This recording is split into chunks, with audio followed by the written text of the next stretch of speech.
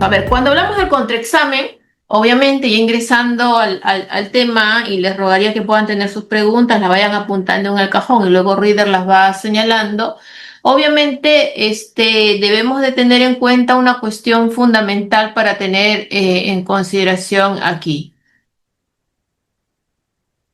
Y es lo siguiente, la cuestión central aquí, cuando hablamos de contraexamen, que es esta herramienta, esta técnica que hacemos uso, obviamente aquí está destinado a un factor central, controlar la información que va a ingresar a juicio. Insisto, es una cuestión netamente estratégica que nos corresponde a todos. A diferencia del examen directo, que es el interrogatorio que se hace de primera mano, en el cual, como ustedes bien saben, busca desarrollar la narrativa del testigo, es decir, es una invitación al que el testigo, al perito, el declarante propiamente, dé su versión, y por tanto, por lo general manejamos preguntas abiertas. En el contraexamen lo que se pretende es acotar. Va a ser muy concreto, muy puntual. De hecho, tú lo que requieres es ser muy cauto en cada una de las partes que vas a tener en consideración. Vamos a poner a prueba y eventualmente la idea es debilitar esa narrativa. Ojo, yo parto siempre de la idea que cuando hablamos de litigación no se trata de destruir al testigo, de destruir al perito, no, es una cuestión de que hay que verlo a partir de la teoría del caso que nosotros vamos a desarrollar y tener las cosas muy claras. ¿Qué es lo que queremos evidenciar? ¿Algún error, algún defecto, alguna omisión que pudiera haberse dado y que sin duda alguna tiene relación directa con el propósito mayor que tenemos a partir de la teoría del caso? Por tanto, se trabaja de manera muy puntual con preguntas sugestivas, ¿no? Porque claro, eso nos va a permitir mantener la iniciativa y evitar que el testigo introduzca elementos imprevistos. Desde ya le voy diciendo, por favor, eviten el por qué.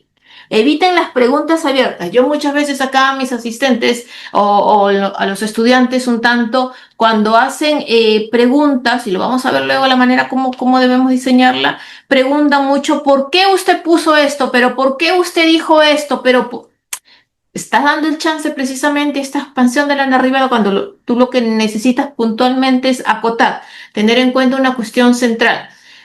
Obviamente, nuestro ordenamiento procesal penal establece ciertas pautas muy ligeras, pero si hablamos nosotros de un desarrollo de carácter constitucional o una base constitucional, sí, ciertamente nace, y esto no hay necesidad que yo se lo esté repitiendo. De hecho, vamos a pasar esto muy rápido porque lo que pretendo es lo que a ustedes les interesa. Oye, ¿cómo aprendo yo a contraexaminar? Las cuestiones teóricas las vamos a pasar muy rápido, insisto, ¿eh? Nace evidentemente del derecho de defensa. De hecho, el contraexamen es una manifestación del derecho de defensa, nacido del debido proceso como una garantía indispensable para contravertir para refutar, para cuestionar, sin manifestar directamente una posición a través de una pregunta, la prueba de la parte contraria. Esta, digamos, manera de poder lograr esta información es propio, ya se van dando cuenta, como una manifestación derivada del principio de contradicción o la garantía de contradicción que se tiene propiamente como uno de los canales fundamentales o herramientas fundamentales de las audiencias, ¿no? Como este núcleo esencial o el corazón latente, como yo le digo, de una audiencia propiamente dicha. ¿Tiene un matiz de reconocimiento en los tratados internacionales? Pues sí, el Pacto Internacional de Derechos Civiles y Políticos, la Convención Americana, que reconocen el derecho a interrogar testigos, y obviamente en este caso se entiende que también al tema del contraexamen.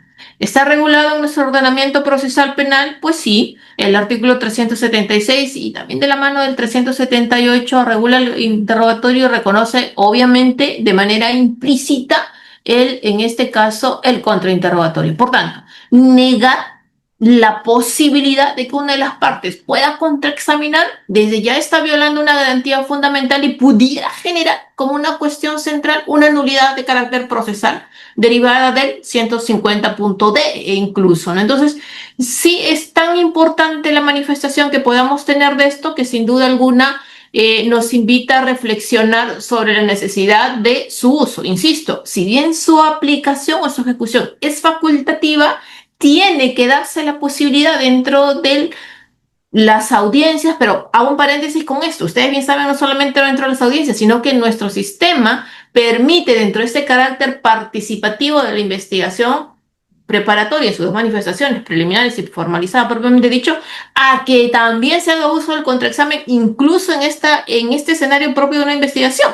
Entonces, En ambos escenarios, lo cierto es que a fin de evitar nulidades tiene que haber la invitación a la posibilidad, si desea la parte, de contraexaminar, sea el fiscal al momento de estar realizando una diligencia de declaración testimonial durante esta etapa, en la investigación propiamente dicha, o obviamente el órgano jurisdiccional en la etapa del juicio o el juicio de apelación, porque como ustedes saben, nuestro juicio de apelación permite esta posibilidad de que tenga que contraexaminar. El impedir, el prohibir hacerlo o no tenerlo presente, obviamente implicaría una seria limitación o restricción al derecho de defensa y al derecho de contradicción. Dicho eso, entonces, las principales, o mejor dicho, la finalidad de esta técnica tiene que ver con una cuestión central, que es confirmar los hechos favorables de la teoría del caso de la defensa. Es decir, ¿cuáles son mis hechos, mis objetivos centrales, las proposiciones fácticas que yo quiero acreditar, que entonces pueda yo lograr a través de la declaración de un testigo haciendo yo uso de un contraexamen? Por tanto, desde ahí voy a tener que, definiendo mis objetivos, en el diseño que puedo hacer de esto, exponer debilidades cognitivas, por ejemplo, del testigo, en algunos casos, y ustedes lo saben, como factores de percepción, factores de memoria, factores de atención, que pudieran, digamos, lograr la posibilidad de, en este caso, revertir lo que un testigo pudo haber, o dice haber dicho en un directo, o debilitar el testimonio. Propiamente el testimonio, no nos concentremos en atacar al testigo, porque muchas veces se piensa que en el contraexamen es ridiculizar al testigo, es hacerlo pisar el palito, es hacerlo caer en contradicción. Centrémonos en lo importante, lo otro es periférico, ciertamente. Además, nos va a permitir aislar inconsistencias entre distintas versiones, y esto obviamente, por lo general, cuando entramos a un juicio, ya lo decía antes, sabemos, salvo que sea un testigo nuevo que nunca haya declarado o una persona que nunca antes hubiera pasado por este proceso, que son de los pocos casos, ya sabemos que ha declarado a nivel de investigación preparatoria, por tanto sabemos propiamente lo que ha narrado. Nos va a permitir también revelar motivaciones, sesgos o intereses. Vaya a saber, este testigo estará declarando de manera transparente, de manera voluntaria, de manera sin ninguna injerencia posible, o es que tiene una motivación especial, algún sesgo que le pudiera estar impidiendo manifestar debidamente lo que considera ha percibido, o un interés oculto. Y finalmente también tiene por finalidad limitar el alcance o la fuerza probatoria puntualmente del testimonio. Si nosotros tomamos por medida, a manera de ejemplo, si el testigo, por ejemplo, nos dice, ha dicho en el examen directo que vio al acusado claramente durante un robo que había acontecido a las 12 de la medianoche, claro, ¿cuál va a ser la finalidad en mi contraexamen? ¿No? Si yo sé que era difícil, o sé que incluso este testigo no pudo haber visto, pero acaba de decirle al fiscal que él vio claramente, y usó esta expresión de claramente durante un robo que había sido acontecido a la medianoche. Pues yo, dependiendo de las circunstancias del caso, tendría que determinar como finalidad de mi contraexamen mostrar que la visibilidad era baja, demostrar, por ejemplo, que la observación, aquello que él dice que haber percibido, habría acontecido en muy pocos segundos. O quizás, no lo sé, quizás pudiera haber tenido como objetivo también revelar que su descripción inicial pudo haber sido vaga y que ahora luminariamente precisa de detalles, o que antes no lo declaró, pero ahora en el juicio, después de 10 años, se termina declarando maravillosamente con una memoria ejemplar. O también pudiera yo tener en cuenta que confirmar que estaba nervioso, que estuvo bajo el estrés. Insisto, esto depende mucho de las circunstancias propias del caso, pero le voy lanzando algunas ideas para que sepamos cómo ir, en este caso, plasmando estos objetivos. Cada objetivo, y esto lo vamos a ver luego, cada objetivo se aborda por capítulos separados para no mezclar el mensaje. Cuando uno hace un contraexamen, por lo general tenemos que plasmar ejes temáticos, tópicos que yo quiero desarrollar, y cada tópico, cada objetivo, por ejemplo, esto yo les acabo de lanzar unos objetivos, mostrar que la visibilidad era baja, que el testigo que acaba de decir al fiscal que vio clarito que el robo a la medianoche, mi objetivo quizás sea, más allá de la visibilidad baja, que lo vio por muy pocos segundos, o que por ahí tenía un defecto visual. cada objetivo me va a permitir de manera ordenada y secuencial, en el orden que ustedes tengan en consideración, conforme a la relevancia prevista en su teoría del caso, pero que va a dar lugar a determinadas preguntas. Lo que quiero decir es que no estemos mezclando a fin de, obviamente, llevar el orden debido. Por ejemplo, si tenemos en este caso, en esto que le acabo de decir, que este testigo dice que ha visto el robo de una persona, como Juan le quitó a Luis a 40 metros y él estaba a 40 metros y lo pudo ver y era la medianoche y vio cómo le robaba el celular. Claro, si yo le voy a hacer un contraexamen, tendría que ver si es que dentro de esta cuestión de establecer los controles, yo debo decirle, usted estaba a más de 30 metros, ¿no es cierto? La zona estaba iluminada por un solo poste, ¿no es correcto? ¿Por qué? ¿Qué estoy yo tratando de ver a través de estas preguntas? Lo que yo estoy buscando es restringir precisamente la conclusión del testigo sin discutir con él. Paréntesis. Nunca discuta con un testigo en un contraexamen. Hay testigos hostiles, lo vamos a ver luego cómo tratar de driblarlo, pero nunca hay que discutir con el testigo. Desde luego, dentro de todo esto, también tenemos los objetivos. ¿Cuáles son mis objetivos? Que van de la mano con las finalidades que le acabo de decir. Pues bueno, acreditar las propias proposiciones fácticas, es decir, obtener precisamente al testigo de la contraparte afirmaciones que van a respaldar puntos favorables a nuestra versión de los hechos. Ejemplo, en este caso que yo les decía, mira, se me acaba de ocurrir, Riddle, pero hubiera sido bueno proyectar el video donde estoy contraexaminando este perito. Pero bueno, entre tantas cosas del día no lo tuve en cuenta.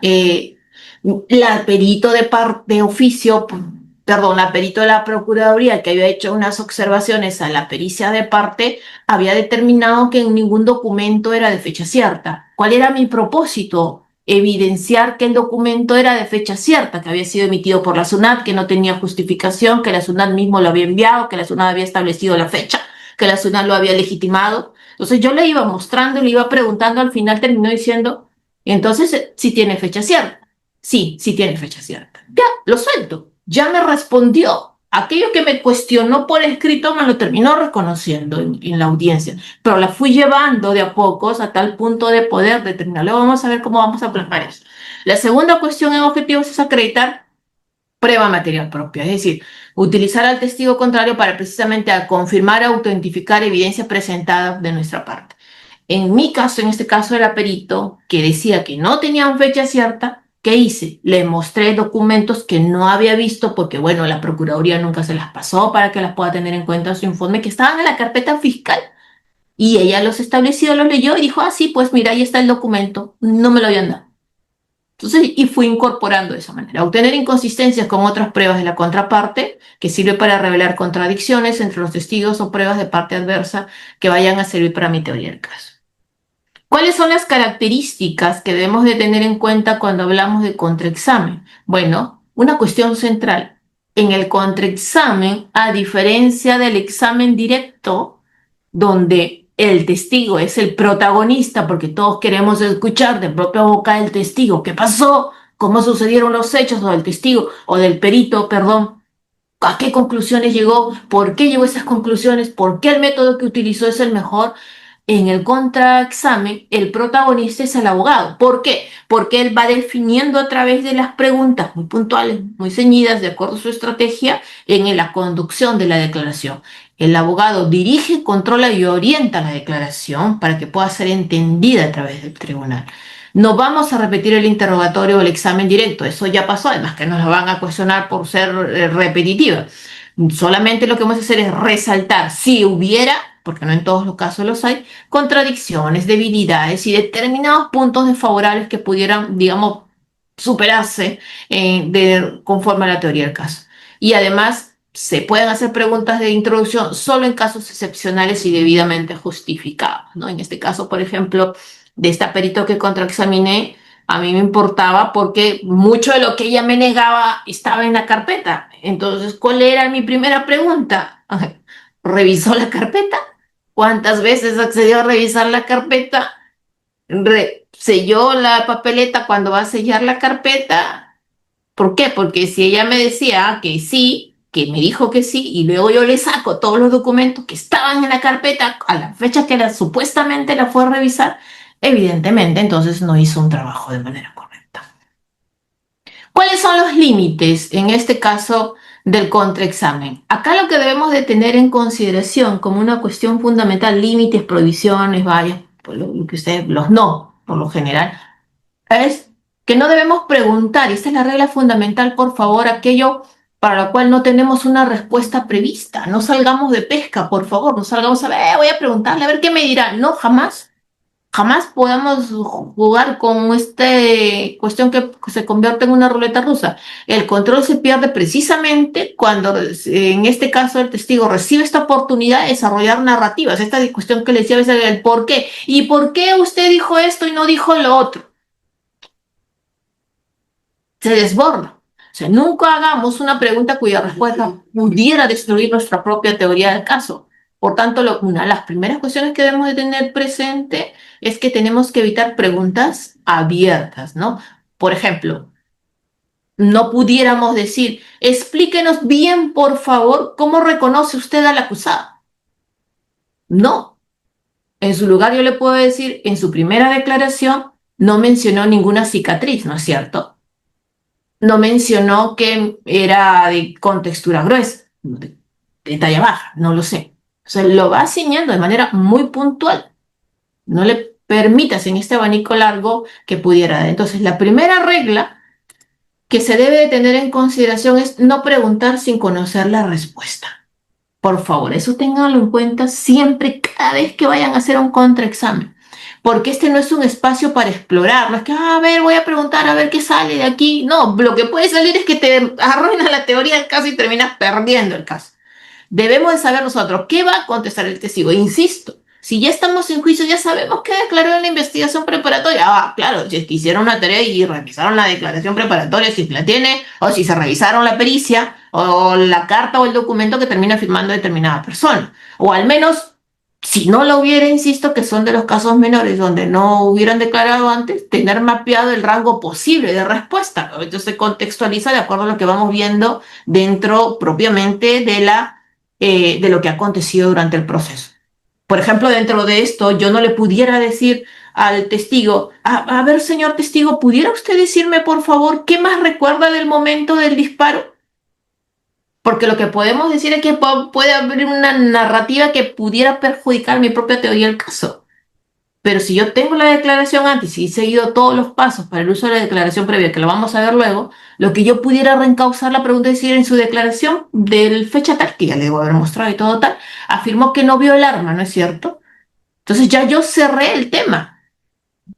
No le estoy preguntando, o sea, ¿qué más recuerda el momento del disparo? Me va a decir que bueno, que yo vi, cómo le insultaba previamente y cómo hacía esto y luego que se fue y encima lo pateó después de dispararlo. No, o sea, si tú quieres ver aquí que él no vio el arma, ciñete el tema de que no vio el arma. La respuesta la tiene netamente delimitada. La otra regla que deben de tener en cuenta, como les dije al inicio, es que no vayan a discutir con el testigo. ¿Por qué? Porque nosotros dañamos propiamente, se deteriora, en este caso cuando el abogado entra a esta confrontación o esta réplica con el testigo. Y recuerden que el control debe tenerlo el abogado, por lo tanto se mantiene con la repetición, tranquila, tranquila y estructurada de la pregunta. Siempre van a encontrar un perito, un testigo que pretenda justificar, cuando ya siente que ya va a tratar siempre, entonces uno tranquilo y pausado. Por eso debemos de tener claro, sí. Entonces, por ejemplo, ustedes no pueden decir, usted estaba nervioso, ¿no, señor Manuel? El testigo te va a decir, no, de ninguna manera. Y tú no le puedes decir, pero claro que sí, si usted mismo dijo que antes que estaba nervioso. Y entran a discutir, no, yo no estaba nervioso, ¿qué está interpretando usted? No. Si tú sabes que declaró y nuevamente pudiera hacer uso de la declaración previa, le va a decir, en su declaración anterior, en la parte tal, si quieren evidenciar contradicción o refrescar memoria, dependiendo, eso lo vamos a ver luego, usted mencionó que estaba nervioso. ¿No es así? Eso fue lo que usted declaró, ¿no es así? O es correcto, dependiendo, ¿no? Estas preguntas que se hacen.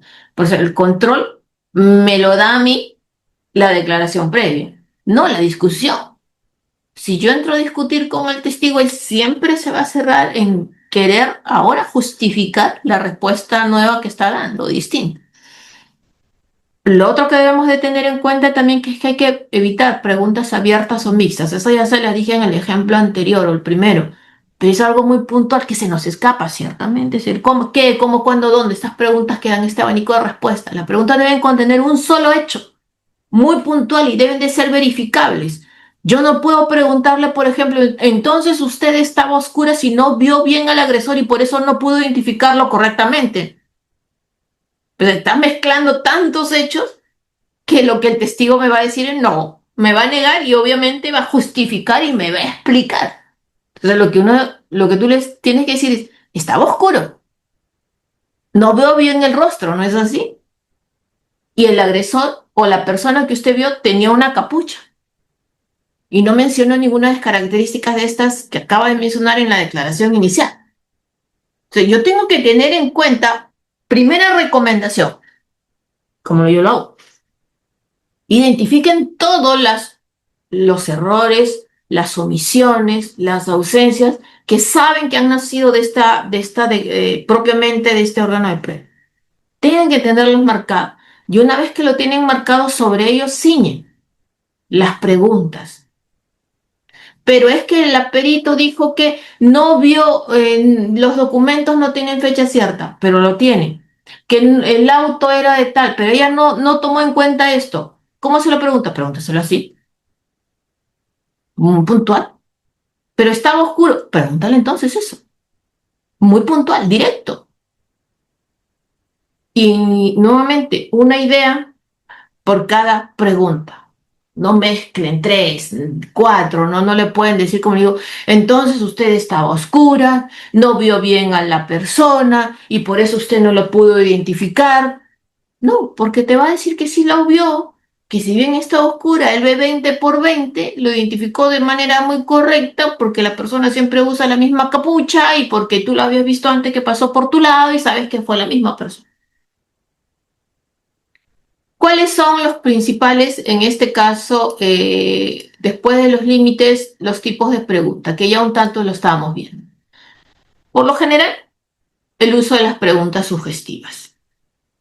La función de esto, ya lo dijimos, controlar al testigo, limitar evasivas y obtener afirmaciones precisas.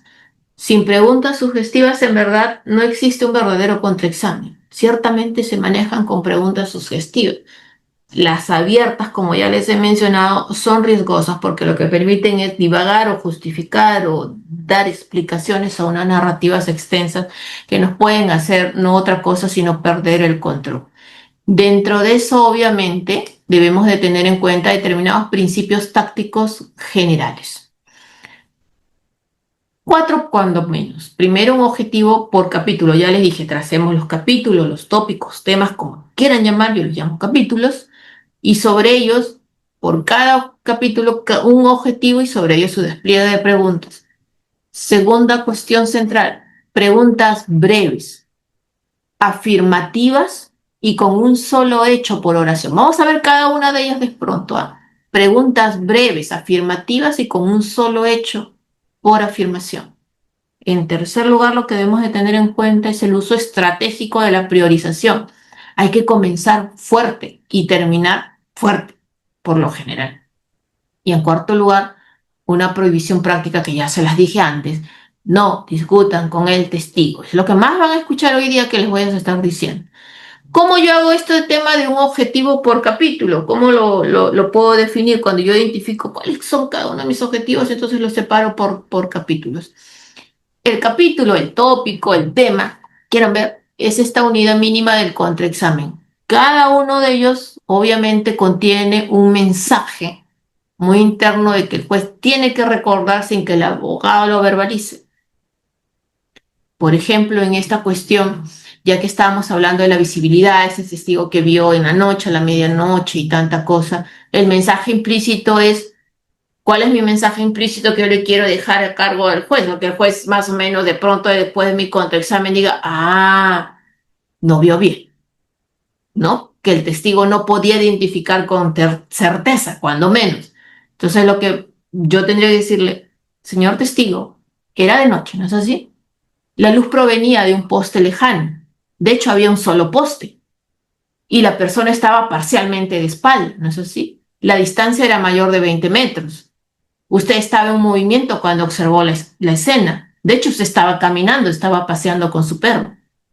No mencionó tatuajes en ese momento, ¿no es así? Tampoco mencionó cicatrices, mucho menos mencionó rasgos distintivos, ¿no es así? Uno a uno, uno a uno. Y todas eran cuestiones positivas, si se están dando cuenta. Cada capítulo va a terminar con una afirmación contundente, pero siempre fáctica. ¿Vale? Es decir, su observación duró menos de 5 segundos, ¿no es así? Entonces, yo no estoy concluyendo, lo que estoy dejándoles es que el juez, de pronto de todas las seguidillas de estas mini preguntas que le estoy haciendo, termine diciendo para sí, oye, pues sí, quizás este testigo no logró ver bien y es el testigo de cargo de la fiscalía, que dice que vio en este caso como Juan mató de un balazo a Luis o en esta supuesta cuestión le robó el celular. Y una vez que tengamos estos capítulos tópicos o temas, como ustedes lo quieran llamar, pues lo que toca ahora es priorizar mis capítulos. ¿Con qué empiezo y con qué termino? ¿Por qué? Porque los primeros minutos o los primeros puntos, como cualquier cuestión, fijan la impresión mental del juez. Es decir, deben comenzar con los puntos más sólidos en esta cuestión. Ejemplo, si la mayor debilidad dentro del ejemplo que estamos hablando aquí del testigo es una contradicción relevante, conviene abrir con ella. Entonces lo que pudiera decir, si es que ya antes, por ejemplo, no sé, se me ocurre que le hubiera dicho yo o ya le hubiera manifestado, nos dimos cuenta de algo, de una contradicción, de alguna característica del imputado que antes dijo de una cosa y ahora dice de otra, y obviamente usted recuerda haber declarado antes, ¿sí? ¿Recuerda en dónde fue la declaración? Bueno, fue en la fiscalía o fue en la policía. ¿Recuerda haber ido con el fiscal, con abogados? Sí, sí, recuerdo. ¿Recuerda que fue un poco días de los hechos? Sí, de hecho fue el día siguiente. ¿Le ayudaría si le muestro? Sí, le muestro. Pum, le muestro, está verificado, tanto y al ping-pong. Entonces ahí arranco el contraexamen teniendo esa base. Si es que la mayor debilidad, por ejemplo, es en este factor de contradicción relevante, entonces usted en su declaración anterior dijo que el agresor tenía barba, ¿no es así? En su declaración inicial, de hecho, usted afirmó que no alcanzó a ver si tenía barba. O en esa declaración la realizó el mismo día del incidente. Voy cercándolo a un factor de memoria también de que pudiera haber dado esta manifestación voluntaria al día siguiente o al mismo día de los hechos. Y que hoy en día su descripción es totalmente distinta.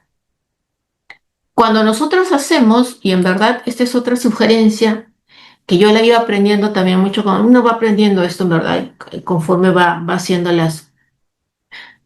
cada vez va contraexaminando. Pero por lo general, yo diría que lo más apropiado es hacer uso de frases cortas, con un ritmo lento. No usemos adjetivos, por favor, yo creería que eso debemos de apartarlo,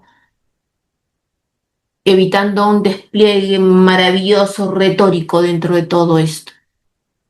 O sea, en vez de, por ejemplo, decirle, usted estaba extremadamente lejos y por tanto era prácticamente imposible ver bien lo que ocurrió, ¿no es así? Entonces yo o sea, miren cómo le dije, usted estaba extremadamente lejos y le era prácticamente imposible ver bien lo que ocurrió. Estoy uniendo varias cosas en uno.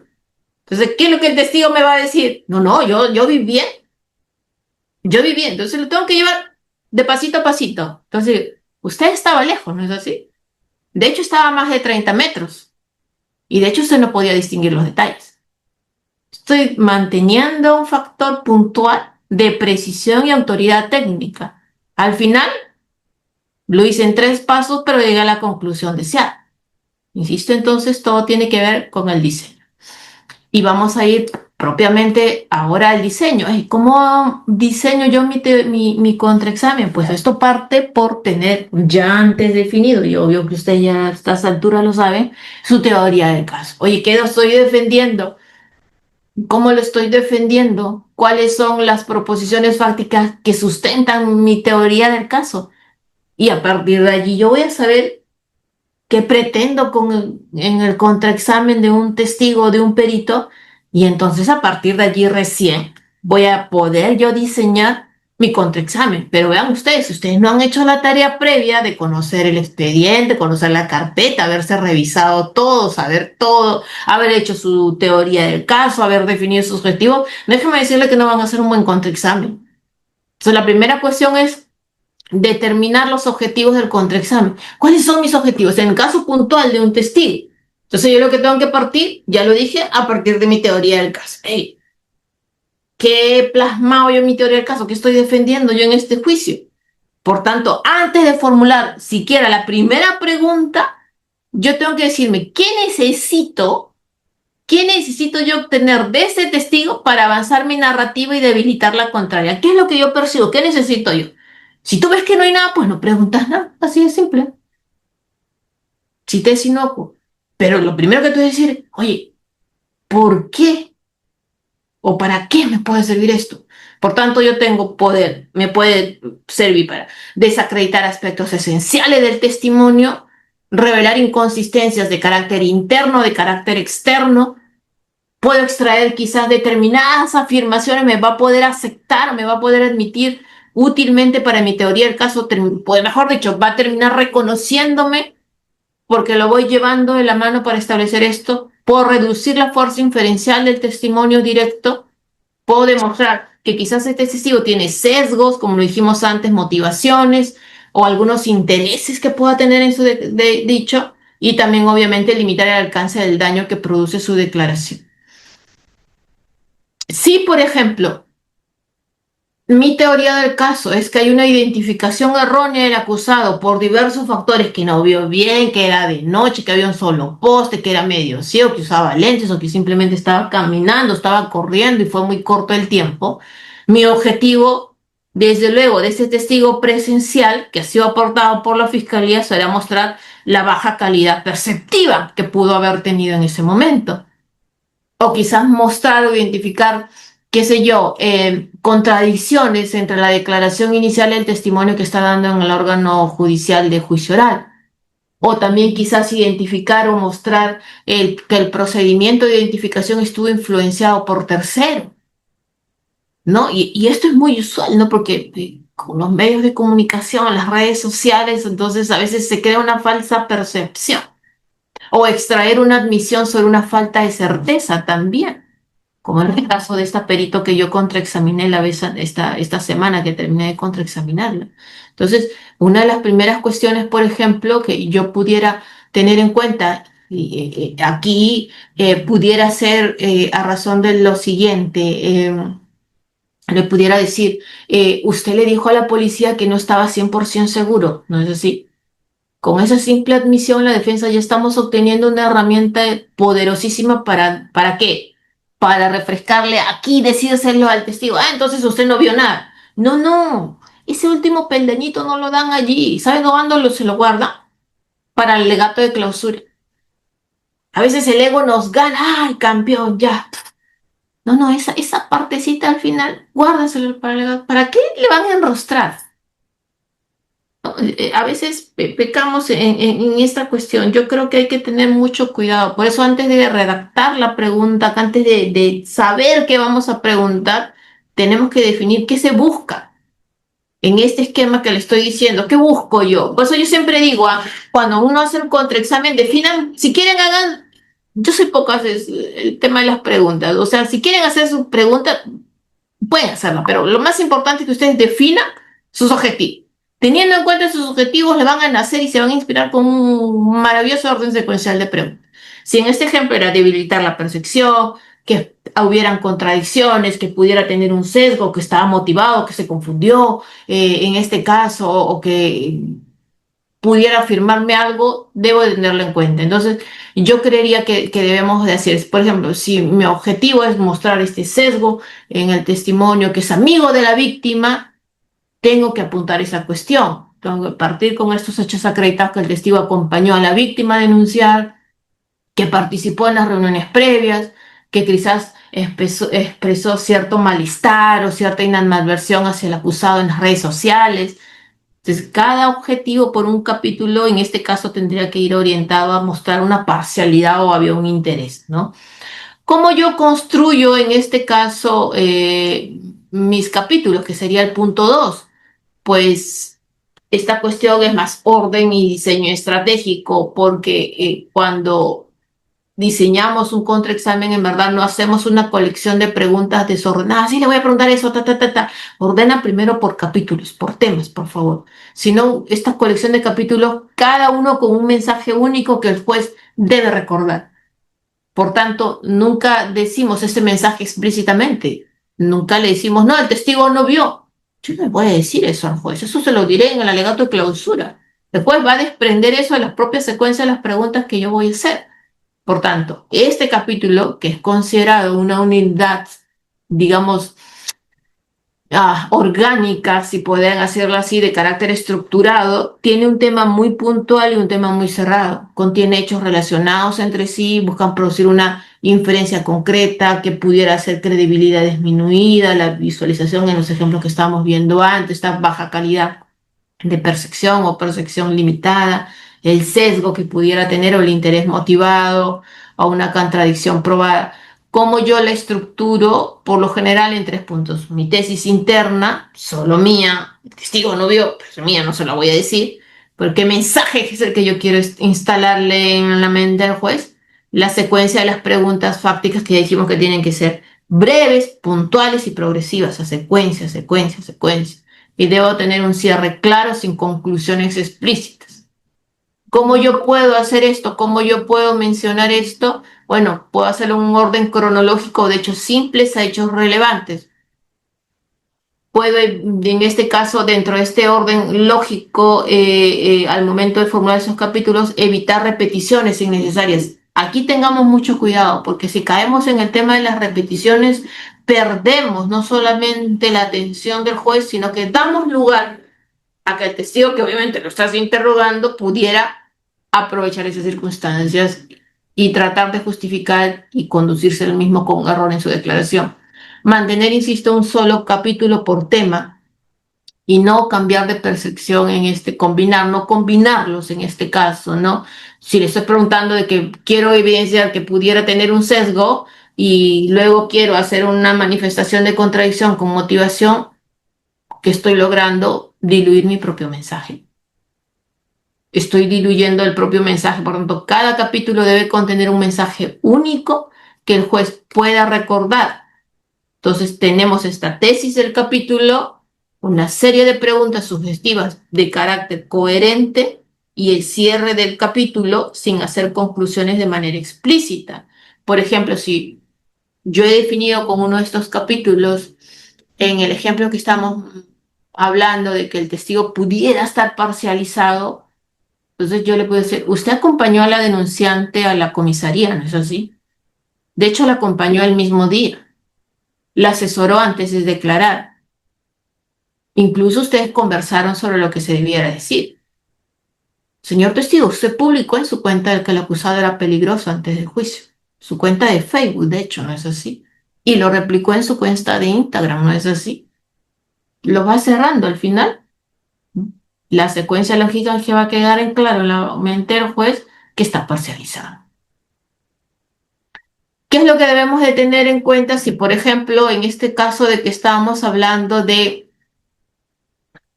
que quizás hay un factor de mala visibilidad que pudo haber tenido el testigo al momento de su declaración, que el testigo no pudo haber identificado con certeza? Es decir, tenemos que circunscribir a los factores, que era de noche, un solo poste, que él pasó rápido, que fue muy corto el tiempo. ¿Cómo lo pregunto? Así. Señor testigo, era de noche, ¿no es así? De hecho, la única fuente de luz de que era un poste a más de 10 metros. Y usted vio a la persona que estaba de espalda a la luz, ¿no es así? Su rostro no estaba iluminado, ¿es correcto?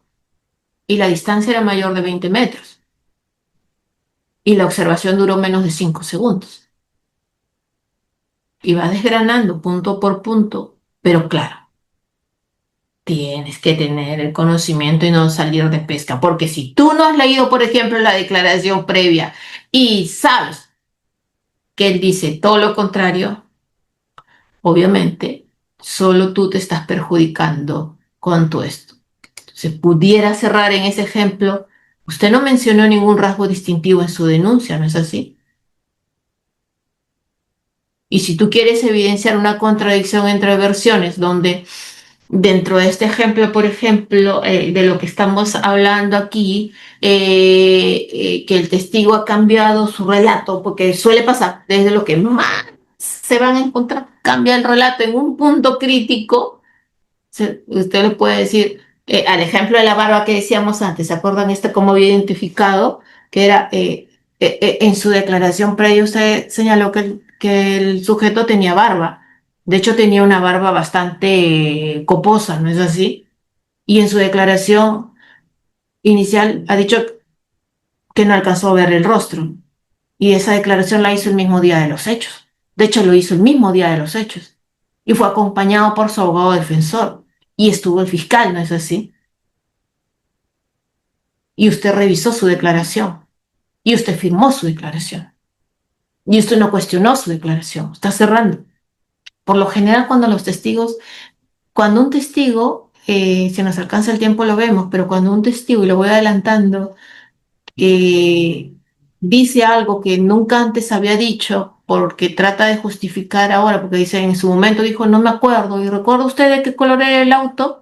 Si estamos hablando de un accidente de tránsito, no, no recuerdo, pero resulta que 2 años después dice, era el auto rojo. Entonces tú lo que le tienes que preguntar es, señor, ¿usted declaró sobre estos hechos? Sí. ¿Recuerda haber ido a la fiscalía? Sí. ¿Fue con su abogado? Sí. ¿Y usted le narró y respondió a todas las preguntas que le hizo el fiscal? Sí. ¿Usted leyó toda su declaración? ¿No es así? Sí. Y en la última pregunta le dijeron si tenía algo que más declarar. ¿No es así? Sí. Y usted respondió que no tenía nada más que declarar. ¿No es así? En efecto, yo respondí eso. Y usted no tuvo una oposición a su declaración. ¿No es así? No, no tuve una oposición. De hecho, usted la firmó. Sí, yo la firmé. Y su abogado la firmó sin cuestionamiento. Mi abogado firmó sin cuestionamiento.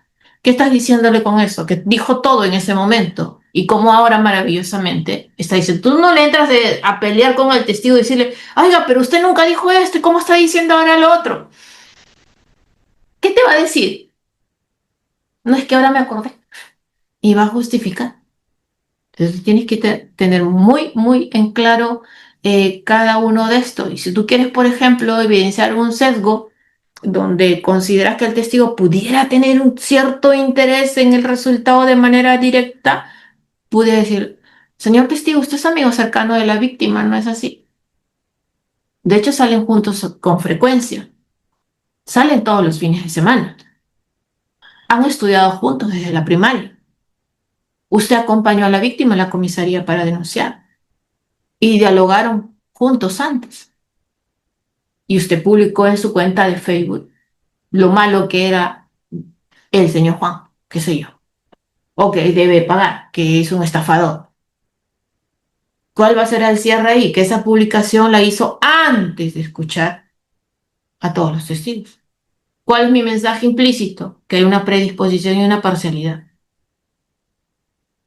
Pero tengo que tener ese conocimiento. Cuestión central dentro de todo esto es que tiene que haber, obviamente, una coherencia interna con la teoría del caso. Por favor, esa es la base de todo. En mi contraexamen yo lo que tengo que hacer es reforzar la narrativa, mi versión presentada en este caso desde mi alegato de apertura. Porque yo en mi alegato de apertura ya voy marcando mis proposiciones fácticas. Desde allí yo voy marcando cuáles son mis lineamientos. Señor magistrado, a usted le será imposible poder concluir en la responsabilidad de mi patrocinado por una cuestión simple. No hay testigo de cargo, ni de descargo, ni directo, ni indirecto que pueda ubicar a mi patrocinado en lugar de los hechos. Vendrá aquí un testigo que le narrará, pero lo que no le dirá es que hubo deficiencia de luz, que estuvo a 40 metros y van marcando. Y eso tú lo tienes que sacar al momento que vas a contraexaminar. Pero claro, se seleccionan los capítulos que se alinean en el relato probatorio. Entonces yo tengo que tener muy claro qué es lo que yo voy a lograr probar. Lo anuncio en mi alegato de apertura y obviamente tengo que aprovecharlo al momento de hacer mi contraexamen. Si es que hay esta identificación errónea, claro, yo le tengo que ver distancia, visibilidad, factores de estrés, la breve duración del evento. En este caso, el ejemplo que le dije a la persona que pasaba con su perrito paseando y bueno, no vio bien o volteó y dijo, percibió haber visto algo, o una falta de descripción que no lo dijo en su declaración inicial, como el ejemplo que les puse, pero que ahora misteriosamente y milagrosamente recién se está acordando, o que pudo haber una influencia de alguien al momento en que declaró. Uno de los errores, de hecho, más frecuentes al momento en el cual nosotros diseñamos los capítulos o los ejes temáticos o los tópicos, como ustedes lo ven, es que no tienen relación con la teoría del caso. Tenemos que enfocarnos. ¿Qué quiero probar yo? Es la primera pregunta. A ver, ¿qué quiero probar yo? Yo quiero probar que, que en este caso es imposible que el testigo hubiera visto a mi patrocinado porque era la medianoche, había solo un poste, el sujeto estaba de espalda o estaba medio inclinado, la persona tenía lentes. Todo eso tienes que sacarlo. Pero si tú no sabes qué quieres probar, pues no vas a probar absolutamente nada, porque no vas a saber en qué momento tener. Entonces, y eso tiene que responder a tu teoría del caso. Pero si tú te distraes en alguna otra cuestión y te enfocas en que el testigo qué sé yo, no sé, y ese es un ejemplo muy ridículo, y te enfocas preguntándole sus preferencias deportivas, que si era de la Alianza, que si era del Cristal, que si era de la U, tú estás perdiendo el gran punto. El gran punto no es de que de hincha de qué equipo es el señor. El gran punto es que no vio bien o no vio, no pudo ver en este caso. Entonces, todo capítulo, por tanto, tiene que reforzar la narrativa propia o debilitar el elemento esencial de la parte contraria. ¿Cómo yo verifico en este caso qué pudiera hacer yo para verificar la coherencia con mi teoría del caso? Entonces lo que tengo que preguntarme es, este tema que quiero desarrollar, este capítulo que quiero desarrollar, ¿aporta una inferencia que yo necesito probar? Bueno, primero yo tengo que preguntarme, ¿esto me sirve? Si el capítulo solamente sirve para hacer daño sin utilidad estratégica, la descartas. Insisto, por favor, cuando contraexaminen, no es que yo voy a ridiculizar al testigo, le voy a hacer ver como el peor ser humano del mundo. No. El punto tiene que ver con tu teoría del caso, lo que tú estás defendiendo. Un capítulo no puede contradecir la postura general de la parte, es muy punto. Por ejemplo, si tú lo que quieres ver, o tu propósito, tu capítulo, tu tema es que el testigo no estuvo en la escena, tú no puedes marcar como capítulo, intentar mostrar que la iluminación era mala, porque lo que está sugiriendo es que el acusado sí estuvo allí, pero no lo vio. Son dos cosas distintas. ¿Se dan cuenta? Son dos cosas distintas. Entonces tú tienes que preguntar, ¿qué tengo que probar? ¿Que no vio bien o es que mi patrocinado no estuvo allí? Y que hay una cuestión de error. El capítulo correcto entonces tendría que ser demostrar que la descripción que está haciendo el testigo, con buena o mala iluminación, no coincide con la del acusado, a quien yo defiendo. Y ahí yo tengo que tener en cuenta este tema de la identificación errónea con el procedimiento, incluso en algunos casos el procedimiento policial que pudo haber sido inadecuado. Entonces yo tendría que hablar, dependiendo si es que hubo error o poca visibilidad, baja visibilidad, contradicciones o quizás una influencia policial negativa en que hubiera inducido error al momento de la identificación. ¿Cómo yo elijo el orden en este caso y la dosificación de mis capítulos? Esto es netamente estratégico. Ciertamente es estratégico. Yo luego que defino y plasmo cuáles son los tópicos que voy a desarrollar, lo que debemos decidir es cuál usar y en qué orden. Y si usarlo. Insisto. Primero, si yo debo tener en cuenta como criterio de selección es la relevancia para mi teoría del caso. Elige, todo tiene que responder a la teoría del caso que estoy defendiendo. Por tanto, tiene que responder a la solidez probatoria. Tengo que ver, ¿hay una declaración previa? ¿Hay un documento en el cual yo pueda reposar hacia dónde estoy apuntando o prueba material? Y también el riesgo de permitir explicaciones perjudiciales. Eso hay que tener mucho cuidado. El tema es tener en cuenta todo esto. ¿Qué pudiéramos hacer nosotros en esta cuestión? Bueno, abrir con un capítulo fuerte, simple y de impacto inmediato, continuar con capítulos que pudieran consolidar, en este caso, condiciones perceptivas, esto podemos reforzar la duda, si es que queremos eso, o los sesgos, que explicar una posible causa de error por un factor interno del testigo, por un interés, una motivación, esto, o una admisión de incertidumbre, ¿no? Que ya es un cierre contundente, por ejemplo, que podemos tener en cuenta al momento de definir estas cuestiones de los capítulos que podemos tener en consideración. Por tanto, cuando hablamos de las preguntas sugestivas, que son las reinas latentes o las preguntas por las cuales uno debemos de hacerle al momento del contraexamen, pues desde luego, estas ya vimos que están permitidas y son necesarias en el contrainterrogatorio, en el contraexamen, tienen una regulación normativa en el 176 del Código Procesal Penal y permiten controlar al testigo adverso y dirigir su relato, obviamente, ¿no? En el directo están prohibidas porque afectan la espontaneidad del testigo, ¿no? Esa es la gran diferencia. Si ustedes hacen preguntas sugestivas en el directo, desde luego van a ser objetadas, definitivamente, ¿no? Como dice Andrés Baiteman y Mauricio Ducho, que son dos profesores chilenos, dicen las preguntas deben contener un solo punto, ¿no? Estos de a poquito van desgranando, como digo, ¿no? Hay esa técnica del desgranado en esta cuestión, un solo punto. Una pregunta, una afirmación. Hay que evitar estas preguntas compuestas de que es un gran error, ¿ah? Porque preguntamos de todo. Señor testigo, y eran las 12 de la noche y usted estaba caminando por la Alameda y en ese momento usted vio cómo Juan le golpeó a Pedro y cómo de pronto Pedro huyó y entonces usted en ese momento escuchó su celular. Pues le estoy lanzando con los 10 preguntas en una sola. Pueden ser objetadas evidentemente por compuestas, ¿no? Evitar también las engañosas, las objetables o las difíciles de controlar. Vamos a verlas luego. Y no transformar evidencia mala en buena, solamente permitir presentar eficazmente nuestra teoría del caso. Es el punto central que debemos de tener en consideración.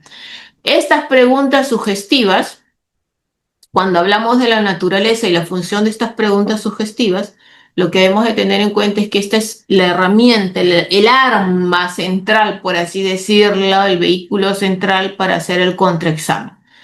El propósito no es, ya lo dije antes, obtener la narración, una justificación, sino controlar este flujo de información, limitar en la narración acá al testigo de manera muy puntual y conducirlo estratégicamente hacia hechos específicos que benefician nuestra teoría del caso. Por tanto, partimos por tener en cuenta que hay como características esenciales que contienen una respuesta implícita.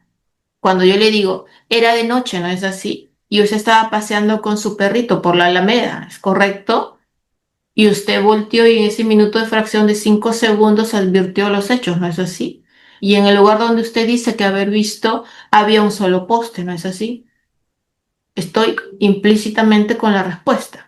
Incorpora un solo hecho verificable por pregunta, un solo hecho por pregunta, un solo hecho por pregunta. Hay que evitar adjetivizar al testigo y al hecho también, opiniones, evitar opiniones y conclusiones. Y en este caso, desde luego, lo que va a hacer aquí es obligar al testigo a confirmar o a negar un hecho delimitado. Por ejemplo, yo no le pudiera preguntar al testigo cómo estaba la escena, que estoy generando con él. Señor testigo, cuénteme usted, ¿cómo estaba la escena? Estoy abriendo el ramillete general. Entonces, si yo quiero, mi propósito, mi tema, mi objetivo es que la calle estaba oscura, ¿cómo le pregunto? ¿Cómo le pregunto si mi propósito es la calle estaba oscura? ¿Saben cómo le preguntan? De esa manera. Señor testigo, la calle estaba oscura, ¿no es así? Sí estaba oscura. No te vas por más. No te hagas tantas vueltas.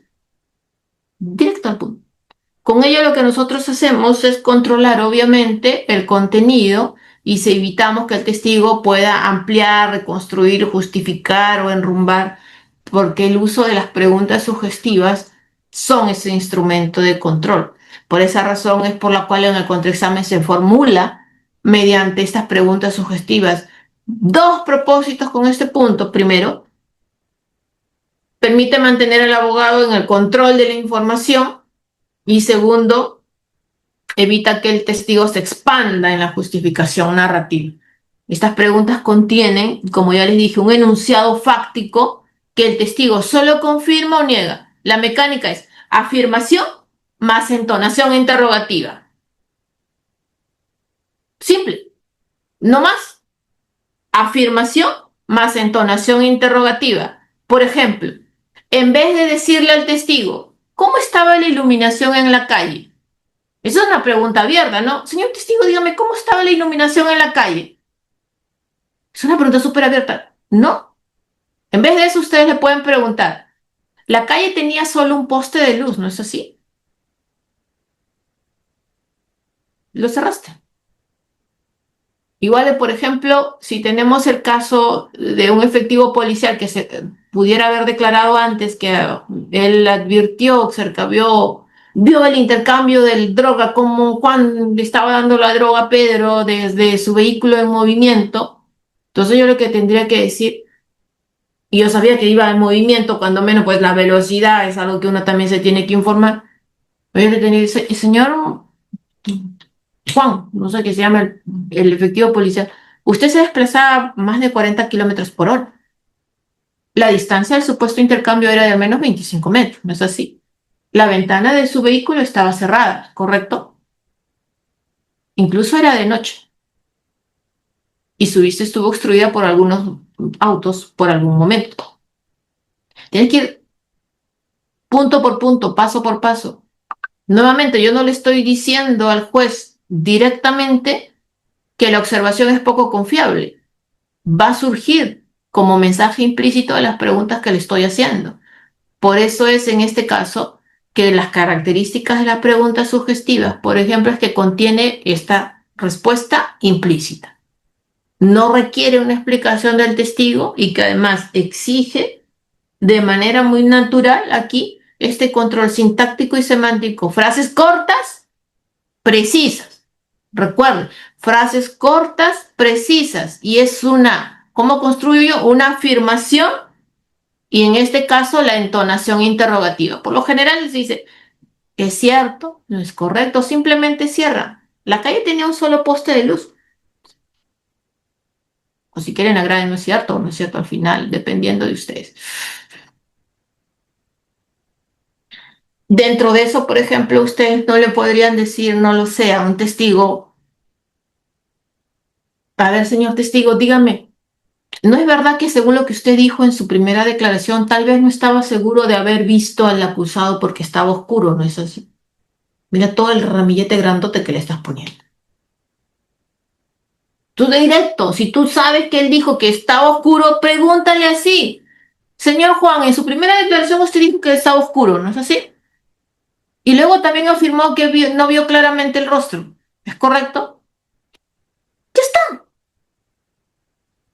No tienen por qué enredarse. Por eso a veces cuando se reconduzca la pregunta, sean lo más simples cuando hacen el contra o el directo. Sean lo más simples. Saquen todas las afirmaciones que ustedes quieren sacar y quieren ver. Y ahí lo van a lograr. ¿Qué debo tener yo como elementos en este caso para poder saber cómo puedo diseñar esto? Bueno, precisión. Las preguntas son largas, no, cortas, con frases puntuales, con frases claras, sin subordinaciones. Cada pregunta, recuerden ustedes, pues es como que se están construyendo algo, ¿no? Cada pregunta es un ladrillo que sustenta una idea dentro de cada capítulo. Lo primero que ustedes tienen que ver qué ejes temáticos van a desarrollar, qué capítulos van a desarrollar. Por ejemplo, usted no le puede decir al testigo, no sé, señor Manuel, usted estaba lejos y además la iluminación era mala, por lo que usted no pudo ver. De hecho, usted no vio con certeza quién era la persona que corría. ¿Qué estás haciendo? Estás mezclando hechos, estás sugiriéndole una conclusión y además estás abriéndole un gran escenario para negaciones parciales. Lo mismo se lo puedes decir en varios momentos. Usted estaba a más de 20 metros, ¿no es así? La iluminación era tenue, ¿es correcto? Usted no vio el rostro con claridad, ¿no es así? Lo mismo, en vez de solo una sábana largota, lo haces secuencialmente de manera muy puntual. Cada oración, no se olviden, cada oración sostiene una idea y solo produce secuencialmente esa acumulación lógica. Ahora, tenemos que evitar ambigüedades, ¿ah? Aquí hay que tener mucho cuidado. No deben incluir, no hay que incluir al momento que hacemos esto conceptos vagos o menos que estén anclados en hechos concretos. Eh, yo no le puedo decir, por ejemplo, usted tardó un rato en entender lo que estaba sucediendo en ese momento. Si yo sé lo que declaró antes, le digo, usted declaró que parpadeó varias veces antes de comprender qué es lo que ocurría. Y lo que dijimos antes, afirmación más entonación interrogativa. Esta es la estructura típica enunciativa no interrogativa. Yo le pudiera decir, usted estaba en movimiento cuando observó a la persona, al señor Juan o Manuel, como quieran llamarlo. La señal de aquí en este caso es de manera muy puntual la pregunta que le estoy haciendo. Y se hacen en un ritmo lento y las pausas estratégicas son las que van a mantener el control. Lo que nosotros debemos evitar es la tentación de improvisar frases largas, densas, extensas. Entonces, si tú quieres decir que había gritos, pregúntale sí.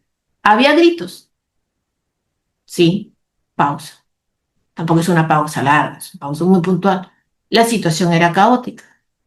Usted estaba asustado. Pregunta tras pregunta, de pronto detrás de cada respuesta. Ahora, cuando nosotros diseñamos las preguntas sugestivas, también debemos tener en cuenta qué buscamos. ¿Cuál es nuestro propósito con estas preguntas sugestivas? Es decir, ¿a dónde yo estoy apuntando con estas preguntas sugestivas? Según el tipo de propósito, pueden haber distintas maneras en las cuales yo pudiera diseñar o más o menos prepararme para poder hacer este tipo de preguntas. Por ejemplo, la primera cuestión es si es que queremos limitar la percepción, ya que estamos hablando de estos ejemplos, ¿no? Tienen que ver con el propósito de identificar distancia, condición de iluminación, percepción, duración, obstrucciones visuales y todo lo demás. Yo le puedo decir, usted estaba detrás de la víctima, ¿no es así? El agresor estaba a espaldas de usted. De hecho, la calle estaba un poco iluminada y su vista estuvo en algún momento obstruida porque la víctima se movió. ¿Cuál es mi foco? No vio bien o no vio todo. Pero también me pueden servir para poder evidenciar una contradicción. Y esto cuando hay antes una declaración previa que hubiera dado este testigo. Lo primero que yo tendría que hacer es confirmar la versión actual, lo que acaba de declarar y tú dices, pero antes dijo otra cosa, se está contradiciendo. Refuerzas, presentas el documento previo, evidencias la contradicción, le pides que lea la parte relevante y obviamente preguntas nuevamente. Señor testigo, usted acaba de declarar que el agresor tenía barba. Le muestras y todo y lo demás. Y señor testigo, en su declaración anterior usted dijo que no vio el rostro. Le haces leer a viva voz si quieres, porque estás haciendo contraexamen y ha caído en contradicción. La técnica es que le tengas que hacer leer a viva voz. Cuando es refrescamiento de memoria y tú tienes que ayudarlo, ahí lo haces leer para sí. Pero si lo que tú quieres evidenciar es una contradicción, pues que lo lea él mismo, previamente identificado dónde está. También sirve para revelar sesgos, ya esto lo vimos, y claro, en este caso estas preguntas lo que buscan o el propósito es mostrar algún tipo de injerencia en su propio dicho, con relaciones que pudiera tener con alguna de las partes, con determinadas inclinaciones personales o con motivaciones que pudiera tener, ¿no? Señor testigo, usted trabaja con la víctima desde hace 15 años, ¿no es así? De hecho, ustedes estudiaron juntos desde las primarias. Usted depende de ella laboralmente. Usted la acompañó antes de ir a rendir su declaración. Incluso conversaron antes de lo que han venido declarando. Y lo vas plasmando, claro, dentro de tu objetivo, dentro de lo que tienes. Y en el caso de los peritos, nunca contraexaminen, por favor, a un perito sin antes haber analizado el informe pericial que ha emitido, sin conocer el caso y sin que se hubieran mínimamente instruido sobre la materia técnico-científico que es de especialización de este perito. Porque, y no traten de ingresar a su terreno tampoco, porque ellos son los técnicos en su materia. Mínimamente tienen ustedes que hacerse asesorar. Si es un contable, por un perito contable, su propio perito contable, por un financiero, un mecánico.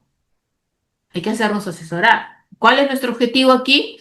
Obviamente, es no derrotar al perito. Nuestro objetivo no es derrotar al perito, así como no era derrotar al testigo, sino acortar su credibilidad del rango de las conclusiones que hizo. Enfoquemos bien. Insisto, no es que yo así como no, mi objetivo no es ridiculizar al testigo, mi objetivo aquí no es derrotar al perito, sino acotar la credibilidad que en base a lo que ha manifestado y lo que ha desarrollado en su pericia no es la correcta, o que las conclusiones a las que arribó, obviamente, en este caso, pues están manifiestamente erradas. Yo le pudiera decir, no lo sé. Señor perito, usted no realizó personalmente la recolección de la muestra, ¿no es así? De hecho, su informe depende de que la cadena de custodia hubiera sido la correcta. Y lo que vamos a decir, el margen de error del análisis es de al menos un 5%. ¿O cuál es el margen de error de su análisis? Porque todo pericia tiene un margen de error. Y tanto su conclusión o la conclusión a la que usted arriba es probabilística, ¿no es así? De hecho, no es categórica. Obvio, si es que antes ya te dijo el grado de margen de error. Y también me sirve para poder controlar a un testigo hostil, que los hay, que por lo general los hay, son de los más. Y aquí mis preguntas tienen que ser aún más estrictas. Y de ahí de un solo hecho, aquí es donde la técnica se hace más precisa, tiene que ser de un solo hecho, minimizando aquellos espacios que pudieran ser de evasión. Usted no vio el rostro completamente, ¿no es así? Usted respondió que no que recordaba la ropa, cómo estaba vestido la persona. Usted dijo que duró al menos 3 segundos en los cuales usted se dio vuelta y miró y siguió su paso. Y si el testigo evade, repites la pregunta con calma y pides al tribunal tratarlo como un testigo hostil. ¿Cuáles son las preguntas que yo no debo de hacer o mis preguntas en este caso prohibidas o de riesgo táctico? Las primeras, las abiertas encubiertas. No hacer preguntas abiertas encubiertas. Por ejemplo, yo no le pudiera decir al testigo, ¿no es cierto que tal vez usted estaba muy lejos para ver bien? Yo no puedo decir, o sea, señor testigo, señor Manuel, ¿no es cierto que usted no estaba tan lejos como para ver bien? ¿Qué problemas están teniendo aquí? Estoy especulando. Tal vez, le estoy diciendo, tal vez usted estaba muy lejos para ver bien. Segundo, estoy abriéndole un gran espacio para que, para que justifique, para que se explaye y para que brinde una explicación. Y dice, señor Manuel, ¿no es cierto que tal vez usted estaba muy lejos para ver bien? No estoy controlando, no hay, pierdo el control y es tan casi abierta como una abierta sumamente clásica. ¿Cómo yo puedo hacerlo de manera correcta? ¿Cuál es primero? ¿Cuál es tu propósito, objetivo de tu capítulo? Porque estaba lejos que no pudo haber visto bien. Pero tú le tienes que hacer, y ahí vimos, punto por punto, hay que desglosar, hay que ver hechos objetivos y cerrados. Usted estaba a más de 20 metros, ¿no es así? De hecho, la distancia lo dificultaba para distinguir determinados detalles. Usted no vio los rasgos faciales. No mencionó ni un rasgo facial en su denuncia inicial. ¿Qué es lo que estoy haciendo con esto?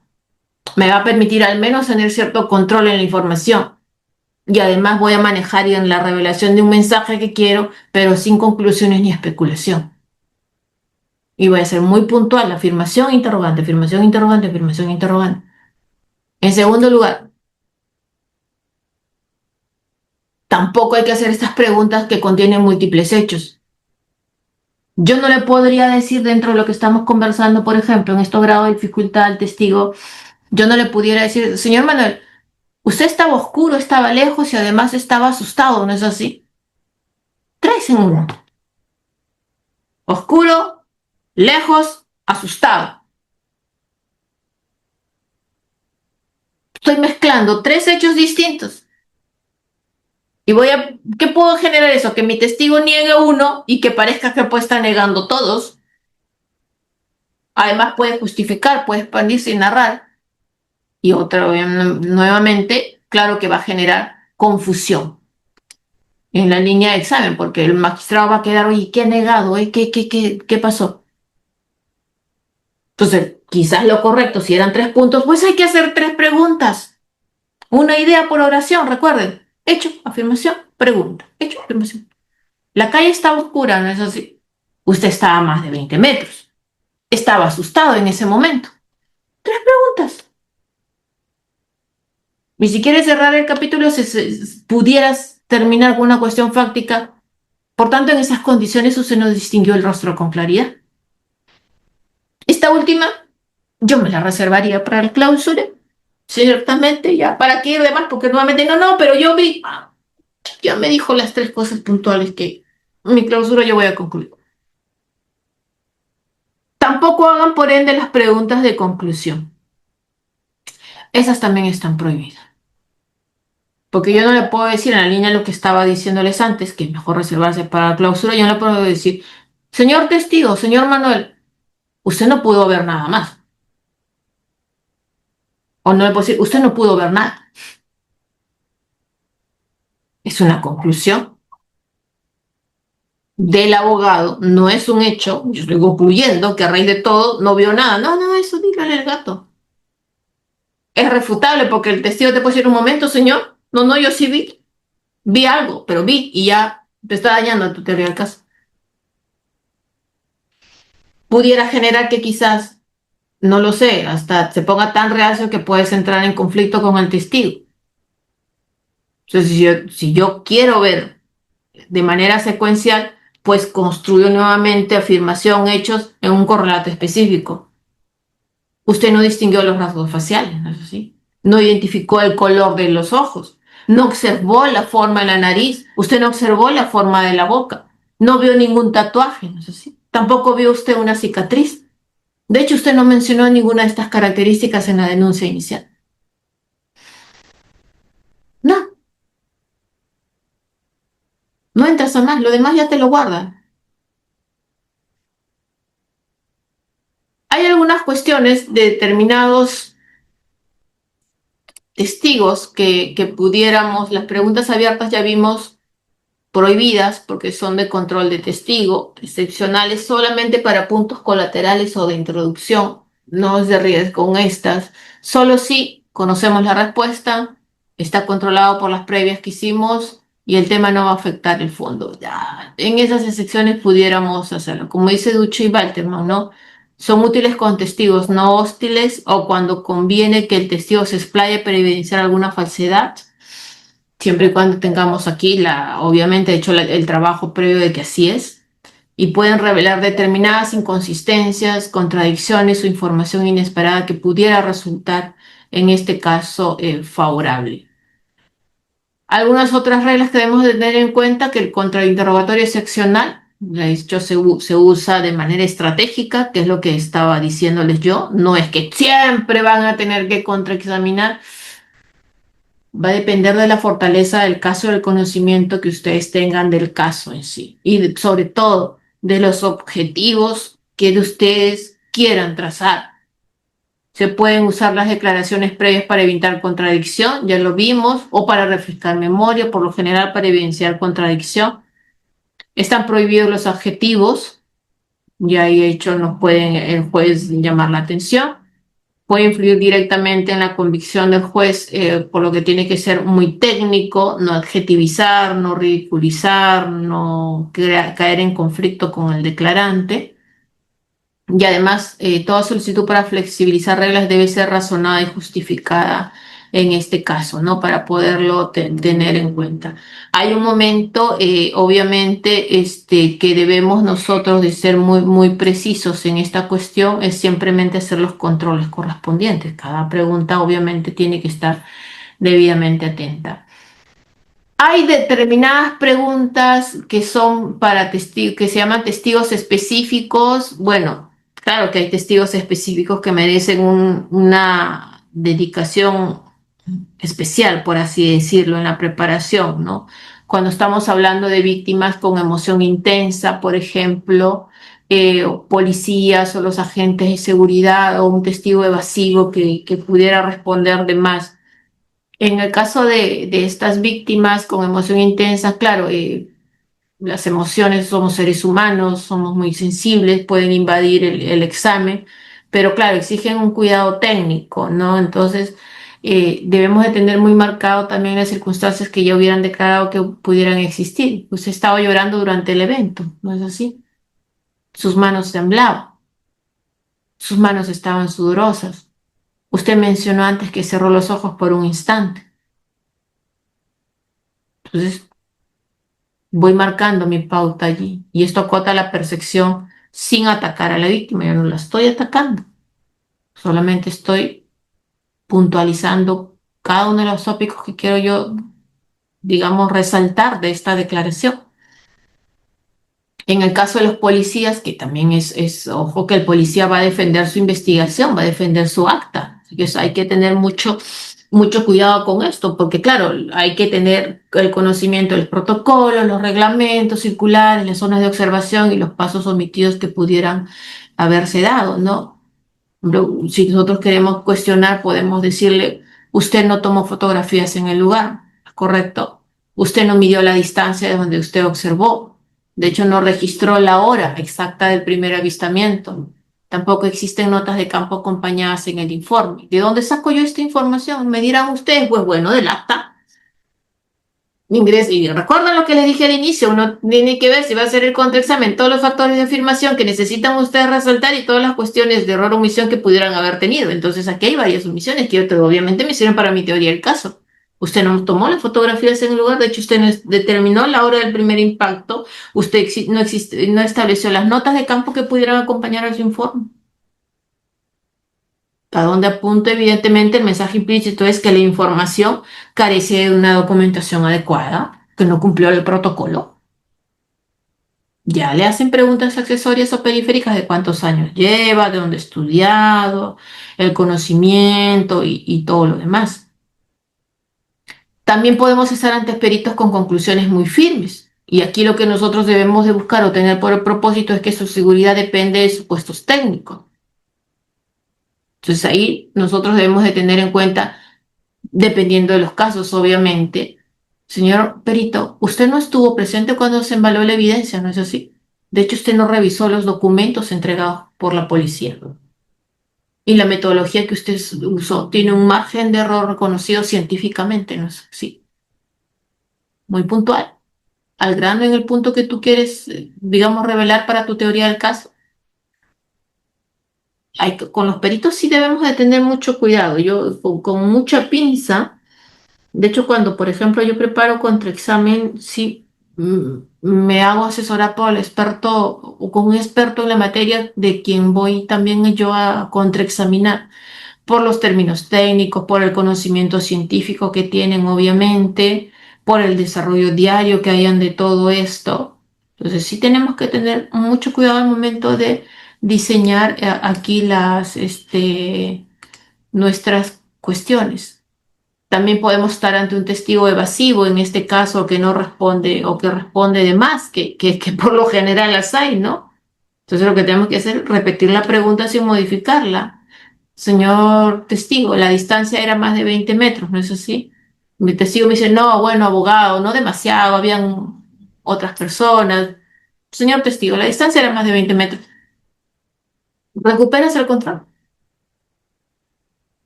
O señor testigo, ciñase lo que le estoy preguntando, por favor, sería usted tan amable. Y hay algo que también a veces funciona. Yo por lo general cuando empiezo a examinar o contraexaminar, lo primero que le digo es, y ciertamente ustedes lo hacen seguramente, es, señor testigo, por favor, yo le rogaría que si usted no me entiende, no me escucha, no soy comprendida en mi pregunta, por favor me lo haga saber y gustosamente yo se la aclaro. Y lo voy viendo. Y si me repite, señor testigo, ¿me puede responder a la pregunta? La distancia era más de 20 metros, ¿no es así? Bueno, señor abogado, quizás sí, quizás no, pero en fin, la distancia era más de 20 metros. Y si tiene su declaración previa, obviamente, tendrías que ser. Samuel me pregunta, para los testigos con habilidades especiales, pues bueno, en estas circunstancias, obviamente, más allá no solamente en ese tema de los testigos, lenguaje de señas, que debemos de tener mucho conocimiento, también tendría que haber alguien, pedir a alguien. Suele también pasar en el tema, Samuel, ya que he visto preguntas por ahí en la caja, para el caso de personas que hablan otro idioma, otro dialecto, que también debemos de tener mucho cuidado con eso.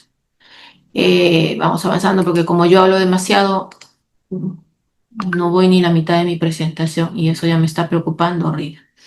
Este, a ver, vamos a ver aquí. Cada capítulo tiene que terminar entonces con una afirmación contundente que debemos de tener sin adjetivos ni conclusiones. ¿Verdad? Lo puedo decir. Con esas condiciones entonces usted no pudo ver el rostro del autor con claridad. Esta pregunta nuevamente, yo me la reservaría para el alegato de clausura. No ve que ya además ya sacaron todo. Logró que estaba a 20 metros, que había solo un poste, que era la medianoche, que solamente estuvo con el perrito 3 segundos, 5 segundos, 10 segundos, no pudo ver, no pudo escuchar. Lo otro, la conclusión, ya resérvensela para el alegato de clausura. Vamos a ver aquí, ¿qué más podemos ver en el tema de mitos del contraexamen? Yo creo que esto la pasamos porque ya para poder ver estructura ya la vimos, las objeciones, bueno, cuando objetar, detengámonos un ratito en el tema de las objeciones, ya sabemos que son un medio de contradicción para asegurar la buena fe, lealtad procesal y presunción de inocencia, sirven para cautelar y para poder controlar, obviamente, la información que pueda surgir dentro de todo esto, para poderlo tener en cuenta. Buscan excluir a través de esta prueba que pudiera resultar impertinente, superfluo, repetitivo. Yolanda me dice que no me preocupe, sigamos de largo. Terminamos a la medianoche, Yolanda, de pronto todos hablando acá. Río, sería bueno un día hacer así como un ping pong para que ellos también ejerciten, digo, no lo sé, te suelto la idea, quizás creo que lo van a hacer al final, ¿no? Me parece. Sí, doctora. Dale, entonces, claro, hay que formular las objeciones antes de la respuesta. Por favor, antes la respuesta. Tienen que estar muy mosca, como dice mi sobrino. Tía, tienes que estar mosca, rápido. Sí, pues a veces estamos allí viendo que nos pasa la mariposa. No, muy rápidos en el tema de la objeción. A veces, ¿sabes dónde viene la duda? Todo es microsegundos, ¿eh? Todo es muy rápido. Entonces, ustedes, lo primero que le hacen es señor magistrado objeción o la manito, ¿no? Yo tengo mi mouse siempre ahí en la manito, porque como ahora todo es virtual en la manito, ¡plic! ¿No? Entonces ya, objeción. ¿Dónde viene la demora? Porque ya queremos de arranque, objeción por impertinente, objeción por tal, objeción. El magistrado te va a invitar a sustentar objeción por impertinente, por tanto, tal, objeción por sugestiva, tanto, tal, objeción por capciosa, tal, objeción por compuesta. Primero que lanzo y ahí a veces ya no, ya el testigo ya respondió, ya que vas a estar objetando, ¿no? En cuanto a forma, podemos tener las impertinentes, ya lo vimos, son aquellas que obviamente no tienen ninguna relación con el hecho materia del caso, ¿no? Salvo que haya una justificación especial y puntual y que no distraiga la atención, en este caso, ni la secuencia del examen que se está viendo. De opinión, testigo no se le pide opinión o valoraciones sobre hechos. En verdad que sí, salvo testigos técnicos o expertos, claro, ahí sí, ¿no? Ahí sí, eso sí, sin lugar a dudas. En ese supuesto sí pudieran, pero si es un testigo, no le va a estar bueno. ¿Y usted qué opina del clima? ¿Y usted qué le parece que la actuación de la víctima? No, no es un experto, no es un psicólogo como para pudiera hacerse un testigo. Las capciosas, desde luego, aquellas que tienen una trampa, un engaño, inducen a una omisión encubierta, un hecho imputado, y la compuesta, ya hemos visto varios ejemplos hoy día, aquellas que tienen varias, obviamente, preguntas en una sola.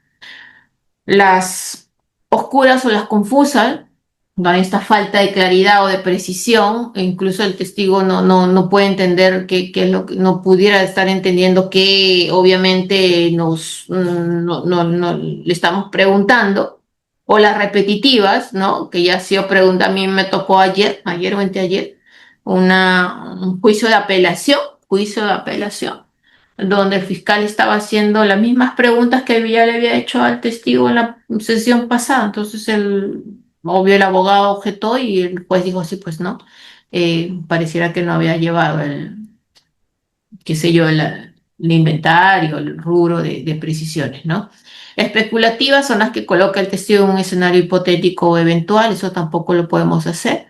Y las narrativas son aquellos los relatos amplios, ¿no? Hay que hacer las preguntas, así, incluso en el directo, diría yo, ¿ah? Porque la típica pregunta, no, dígame usted qué es todo lo que sabe. Y el testigo, uff, la información tiene que ir saliendo de precisión. Recuerden que quien tiene que entenderla es el magistrado, ¿no?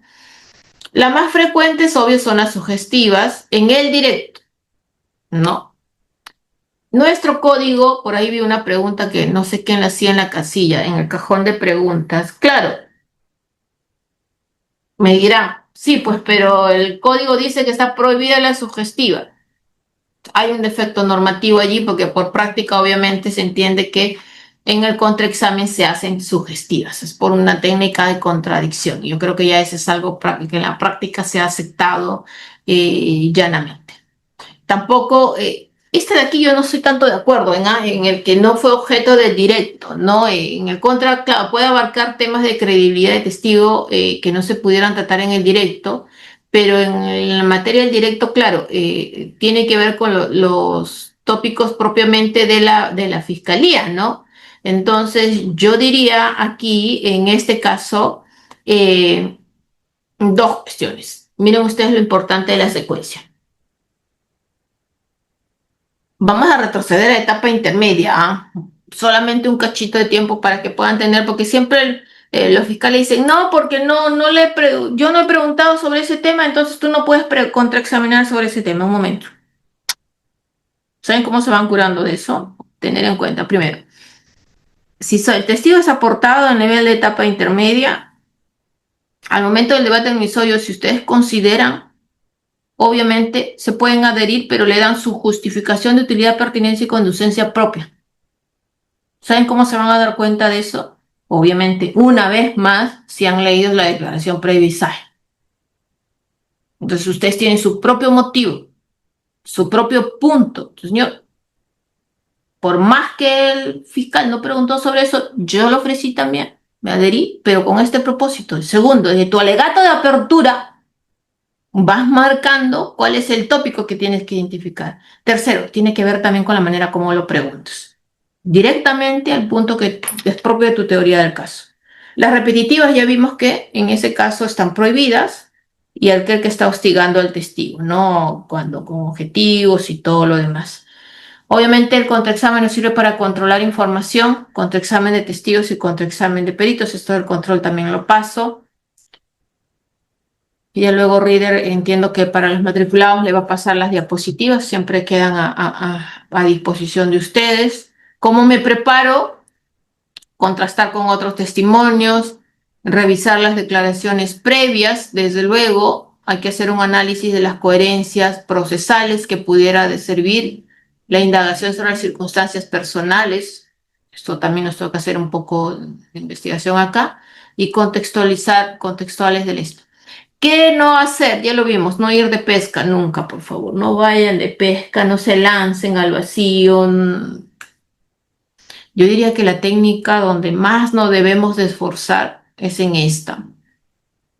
A mí me encanta hacer contraexámenes, ¿verdad? Pero me esfuerzo mucho en identificar mis capítulos, mis tópicos. Yo creo que cuando ustedes le agarren el clic del asunto en identificar sus capítulos, sus ejes temáticos, todo lo demás viene muy fácil, ciertamente. Y recuerden, afirmación, interrogante. Información, interrogante es lo más práctico. A veces me pregunto, ¿y cómo le pregunto al testigo que no había luz que el poste estaba malogrado y no vio bien? Pregúntale sí, señor testigo, no, el poste estaba malogrado, no sé si. De hecho, no había luz, no sé si. De hecho, era la medianoche. Estoy preguntando de esa manera. Por tanto, no salimos a improvisar ni esperar obtener revelaciones inesperadas en el contraexamen y debemos llegar al juicio con todos los datos necesarios para sostener nuestras líneas de ataque. ¿Qué más tener? Producción de información, esto ya lo vimos. ¿Cómo estructurar? Depende en este caso, en el contraexamen, puedes tener por temas específicos o por no orden cronológico. Depende del caso. ¿Cómo estructurar un contraexamen de testigos? Tenemos que tener, en el caso de la visión, esto ya lo vimos en los ejemplos que estábamos viendo, a raíz de toda la clase le estaba mencionando esto. Vamos a pasarnos un poquito a esto, Reader. ¿Cómo evitarlo contraexamen? Peritos. Yo quisiera aprovechar el tiempo, Reader, en ver algo el tema de credibilidad, que yo creo que, y de ahí quedamos en preguntas para que puedan ellos ver. Cuando nosotros hacemos este examen de credibilidad de los testigos, que es puntual porque a veces allí nos concentramos, no es que se trate de atacar personalmente a la persona. No, si nosotros entramos ahí a eso, estamos perdiendo el foco de atención. Lo que nosotros tenemos que evaluar es la confiabilidad de la información que está brindando. Y por tanto debemos de tener, ya lo dijimos antes, la congruencia interna del relato, la congruencia externa, que puede modificarlos con documentos, prueba material, evidencia física u otros testimonios, de hecho también. La capacidad perceptiva y cognitiva, cuando entramos a hablar de memorias, percepción, atención, o estos sesgos o motivación o los intereses que estábamos hablando que afectan su capacidad objetiva.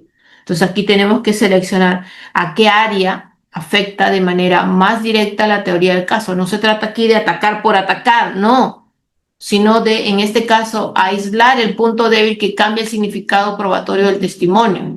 Cuando nosotros, por ejemplo, tenemos que evidenciar estas contradicciones de coherencia interna o externa. Claro, la contradicción obviamente es una de las herramientas más potentes que tenemos en el contraexamen. Por eso que lo que se nos recomienda aquí es que tenemos que dominar esta estructura en los 4 pasos que debemos de tener en consideración aquí para poder verlo. Y eso sí me gustaría proyectarlo, Reader. Esto está Sí, doctora, todavía. en la 47. Ya, doctora. Vamos a ver las declaraciones previas. Claro, si están reconocidas en nuestras declaraciones previas, ¿no? Obviamente, estos tienen un reconocimiento especial y tienen que ver a propósito para el testigo de perito. De hecho, el 378, desde luego, establece aquí, si un testigo perito declara que ya no se acuerda de un hecho, se puede leer la parte correspondiente del acto sobre su interrogatorio anterior para hacer memoria. Eso se llama refrescamiento de memoria, para que vean ustedes que nuestro código sí tiene reguladas determinadas técnicas. Y además, en este caso, el 378.6 es lo que les acabo de hacer mención. El 7 dice, los peritos podrán consultar documentos, notas escritas y publicaciones durante su interrogatorio. Lo que no pueden hacer es leer todo su documento pericial que va a declarar, ¿no? Solo se aplica con declaraciones previas actuadas en investigación preparatoria. En verdad, lo que ha dicho la sala es que nadie impide que seccionalmente se pueda hacer memoria o también evidenciar contradicción, que puede utilizarse en base al principio de libertad probatoria, ¿no? Se pueden usar declaraciones del acusado para refrescar memoria o evidenciar contradicción, que es lo que tenemos. Vamos a ver el uso de declaraciones previas para controlar la información. Y esta, como lo dije antes, esta herramienta central del interrogatorio, el contraexamen, ya debemos de tener conocimiento, obviamente, antes de contraexaminar. Vamos a controlar la información que va a introducir el testigo y las declaraciones previas son fundamentales precisamente para preparar y ejecutar un contraexamen eficaz que debemos de tener en consideración.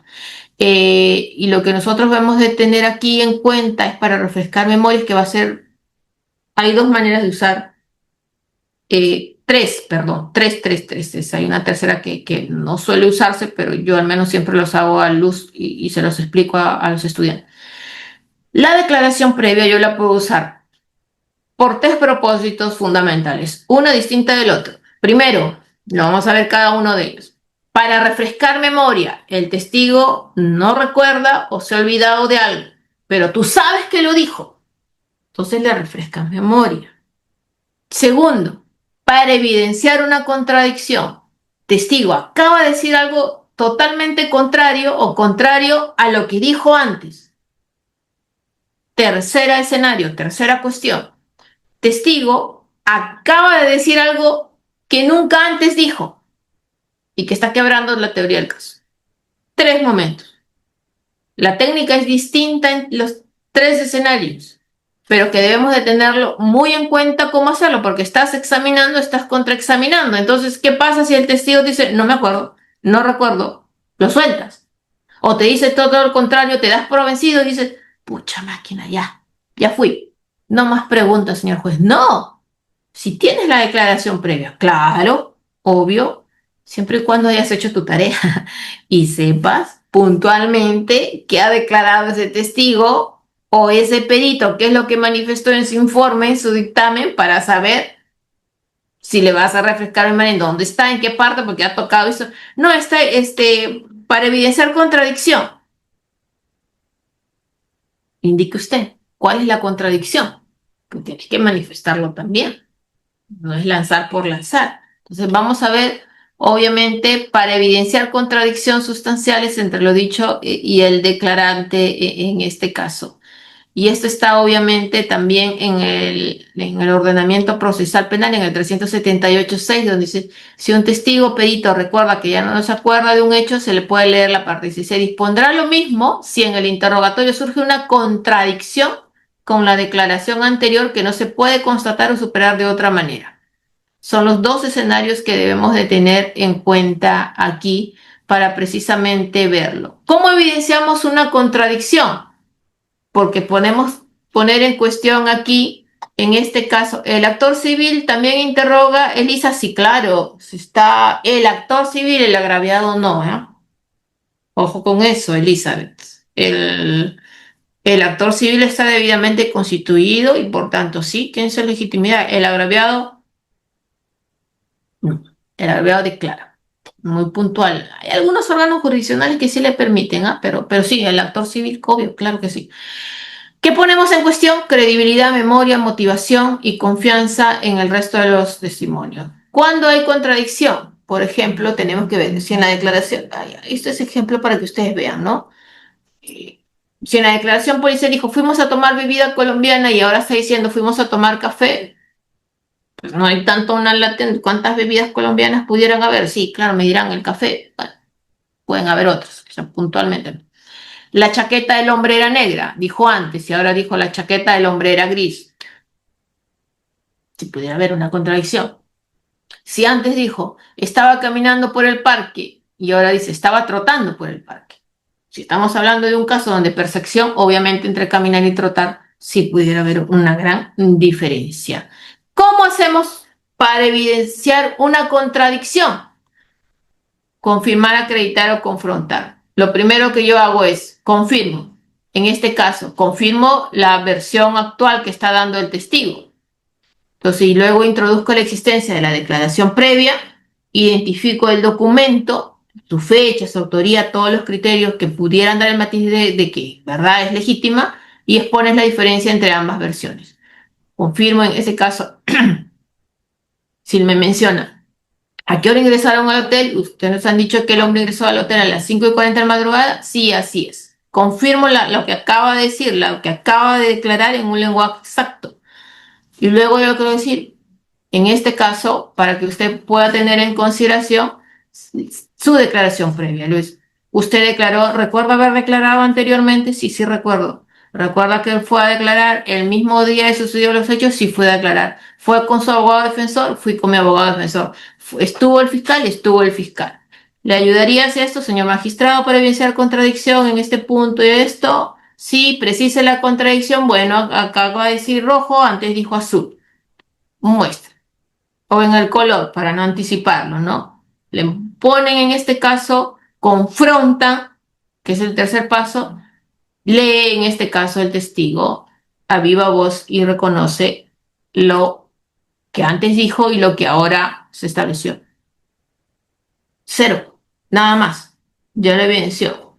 La otra cuestión es contradicción por omisión. Esto que les dije que el testigo, el día de su primera declaración, no dijo nada, pero de pronto, después de 5 años, milagrosamente se acordó de todas las características habidas y por haber, del imputado, de un auto, de lo que sea.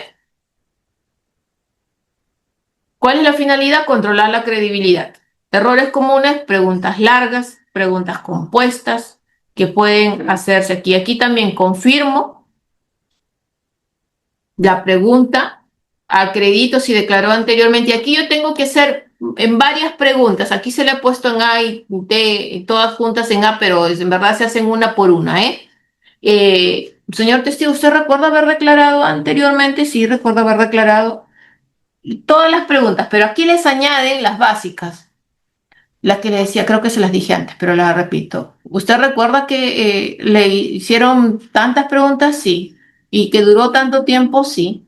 Y a la última pregunta que el señor policía le dijo, si tiene algo más declarar, usted dijo que no, no tenía nada más que declarar.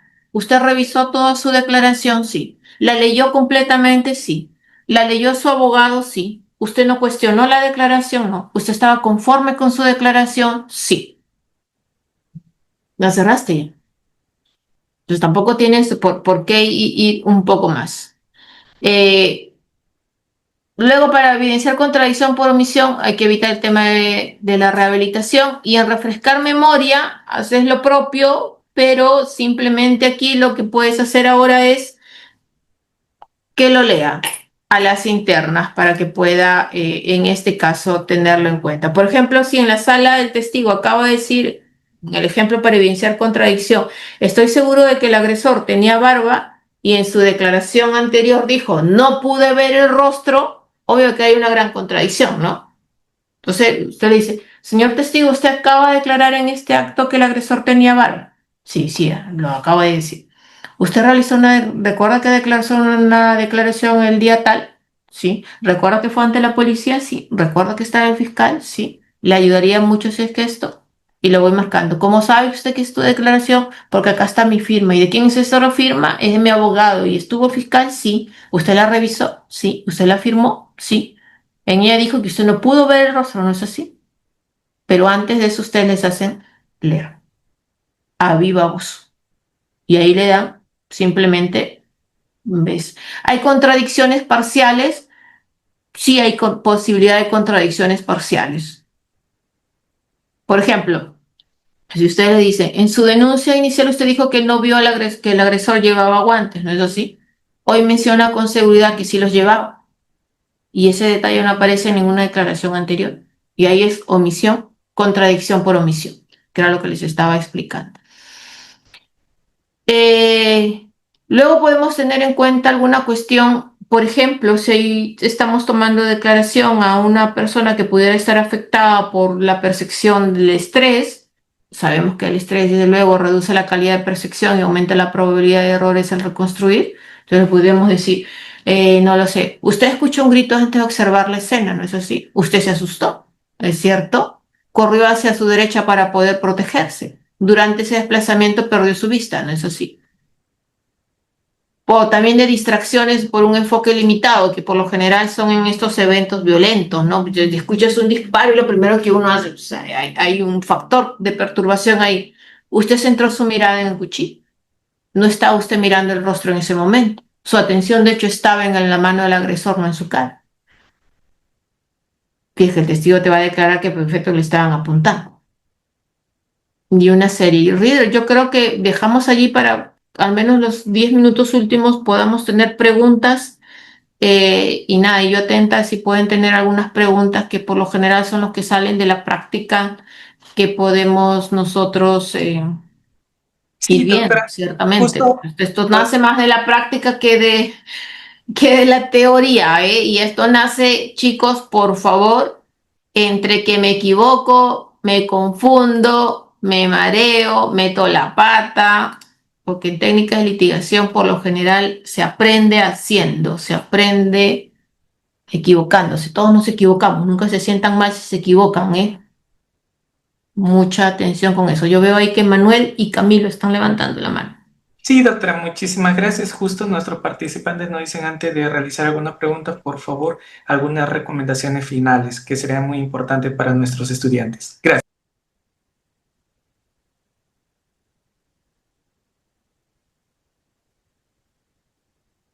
Sí, doctora, no sé si me logró escuchar.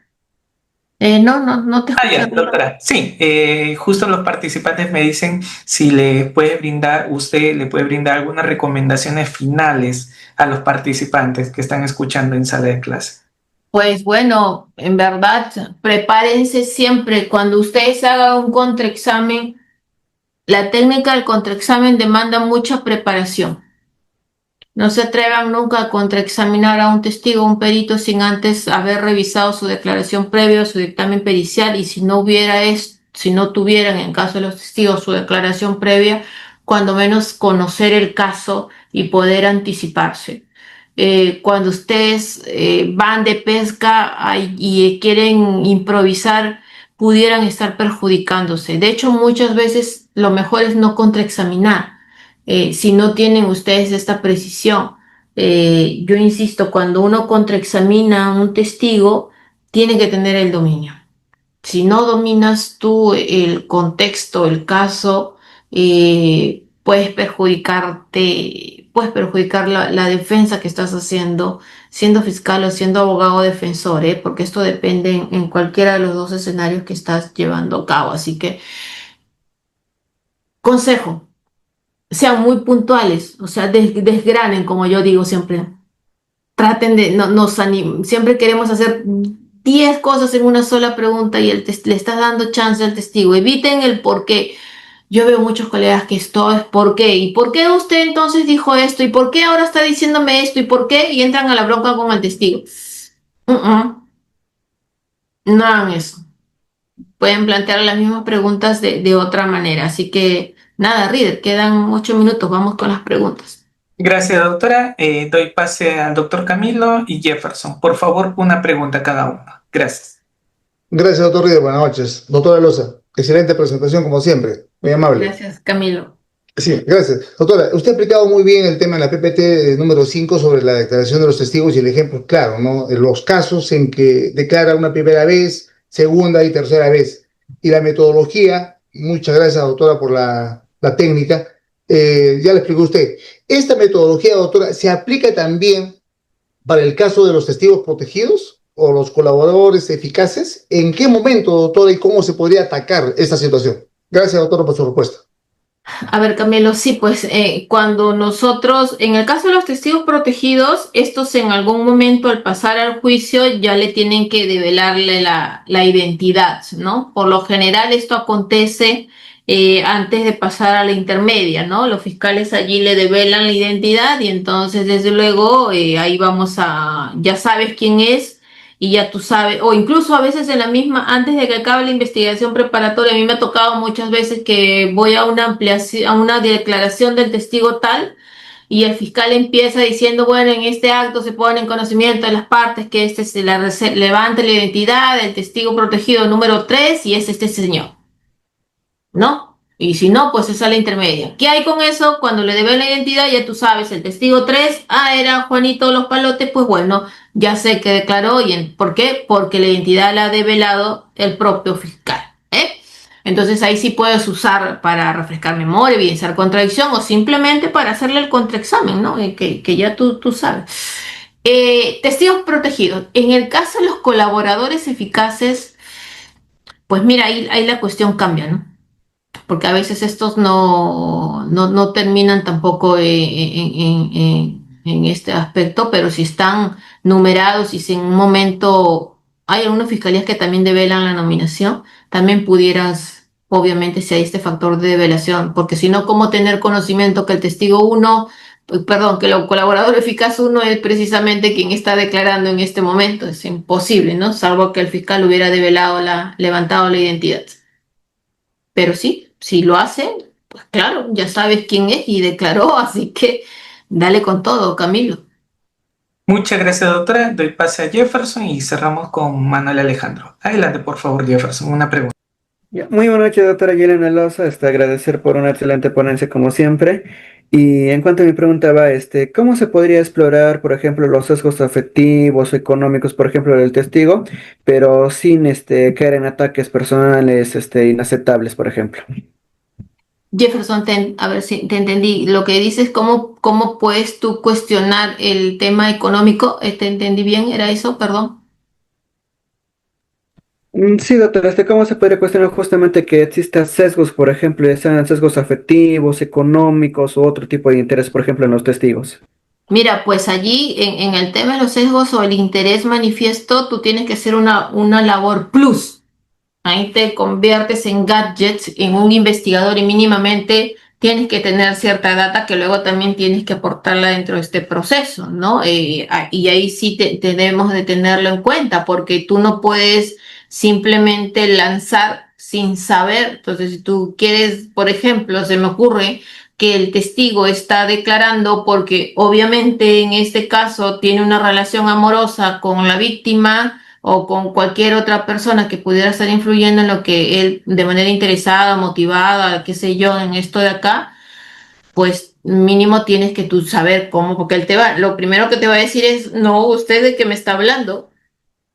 Entonces, tienes que tener ese aporte porque, claro, al final te va a servir por algo muy puntual en la valoración probatoria final que vaya a hacer el juez, en el tema de la incredibilidad subjetiva, ¿no? Hay un interés manifiesto en la declaración que pudo haber dado. Así que allí sí, mucho cuidado. O sea, sí lo puedes hacer, obviamente, pero teniendo la data correspondiente, diría yo, que es lo más esencial en todos estos, ¿no?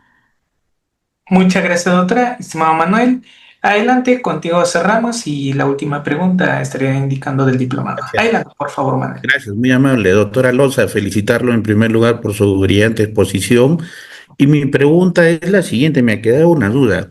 Ujú. Eh, Usted estaba explicando sobre las declaraciones previas para refrescar memoria, ¿no? O hacer ver algunas contradicciones. En esa línea, ¿es posible que se admita un testigo que no ha rendido una declaración previa, por ejemplo, en fiscalía, digamos un testigo de referencia y ser examinado a nivel de juicio oral? ¿Es posible, doctora?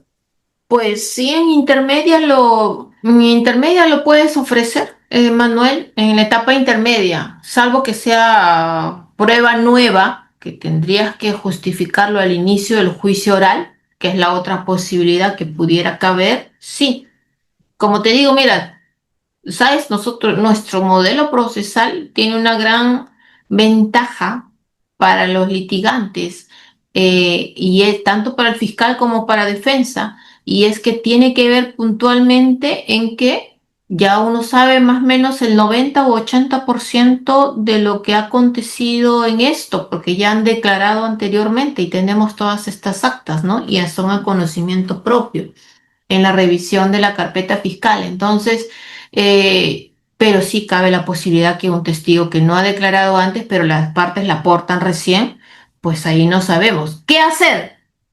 La gran pregunta. ¿Qué hacer? Pues bueno, ese testigo entra, salvo que sea alguno de percepción, uno antes, pero por ejemplo en los casos donde yo veo de que tienen que ver con corrupción de funcionarios, por allí si aparece firmando un contrato, aparece referenciado por otra persona o aparece, digamos que es partícipe de algún acto jurídico. Entonces tú tienes que tratar de ver a razón de qué pudiera entrar. Entonces ya y claro, y en la intermedia el fiscal tuvo, o el abogado de decir, es útil por tal, es pertinente por tal y es conducente por tal. Entonces, mira, entonces era el testigo y empiezas a indagar, como le decía Jefferson también, si es que no hay mayor dato al respecto. Entonces, sí hay un plus. mucho ojo en la intermedia, entonces, y también al inicio del juicio, porque todo órgano de prueba entra bajo el control de admisibilidad con utilidad, pertinencia y conducencia. Oreja allí, ya sabes por dónde va la cosa, ¿no? Te va a ayudar mucho, pero si es posible, es posible.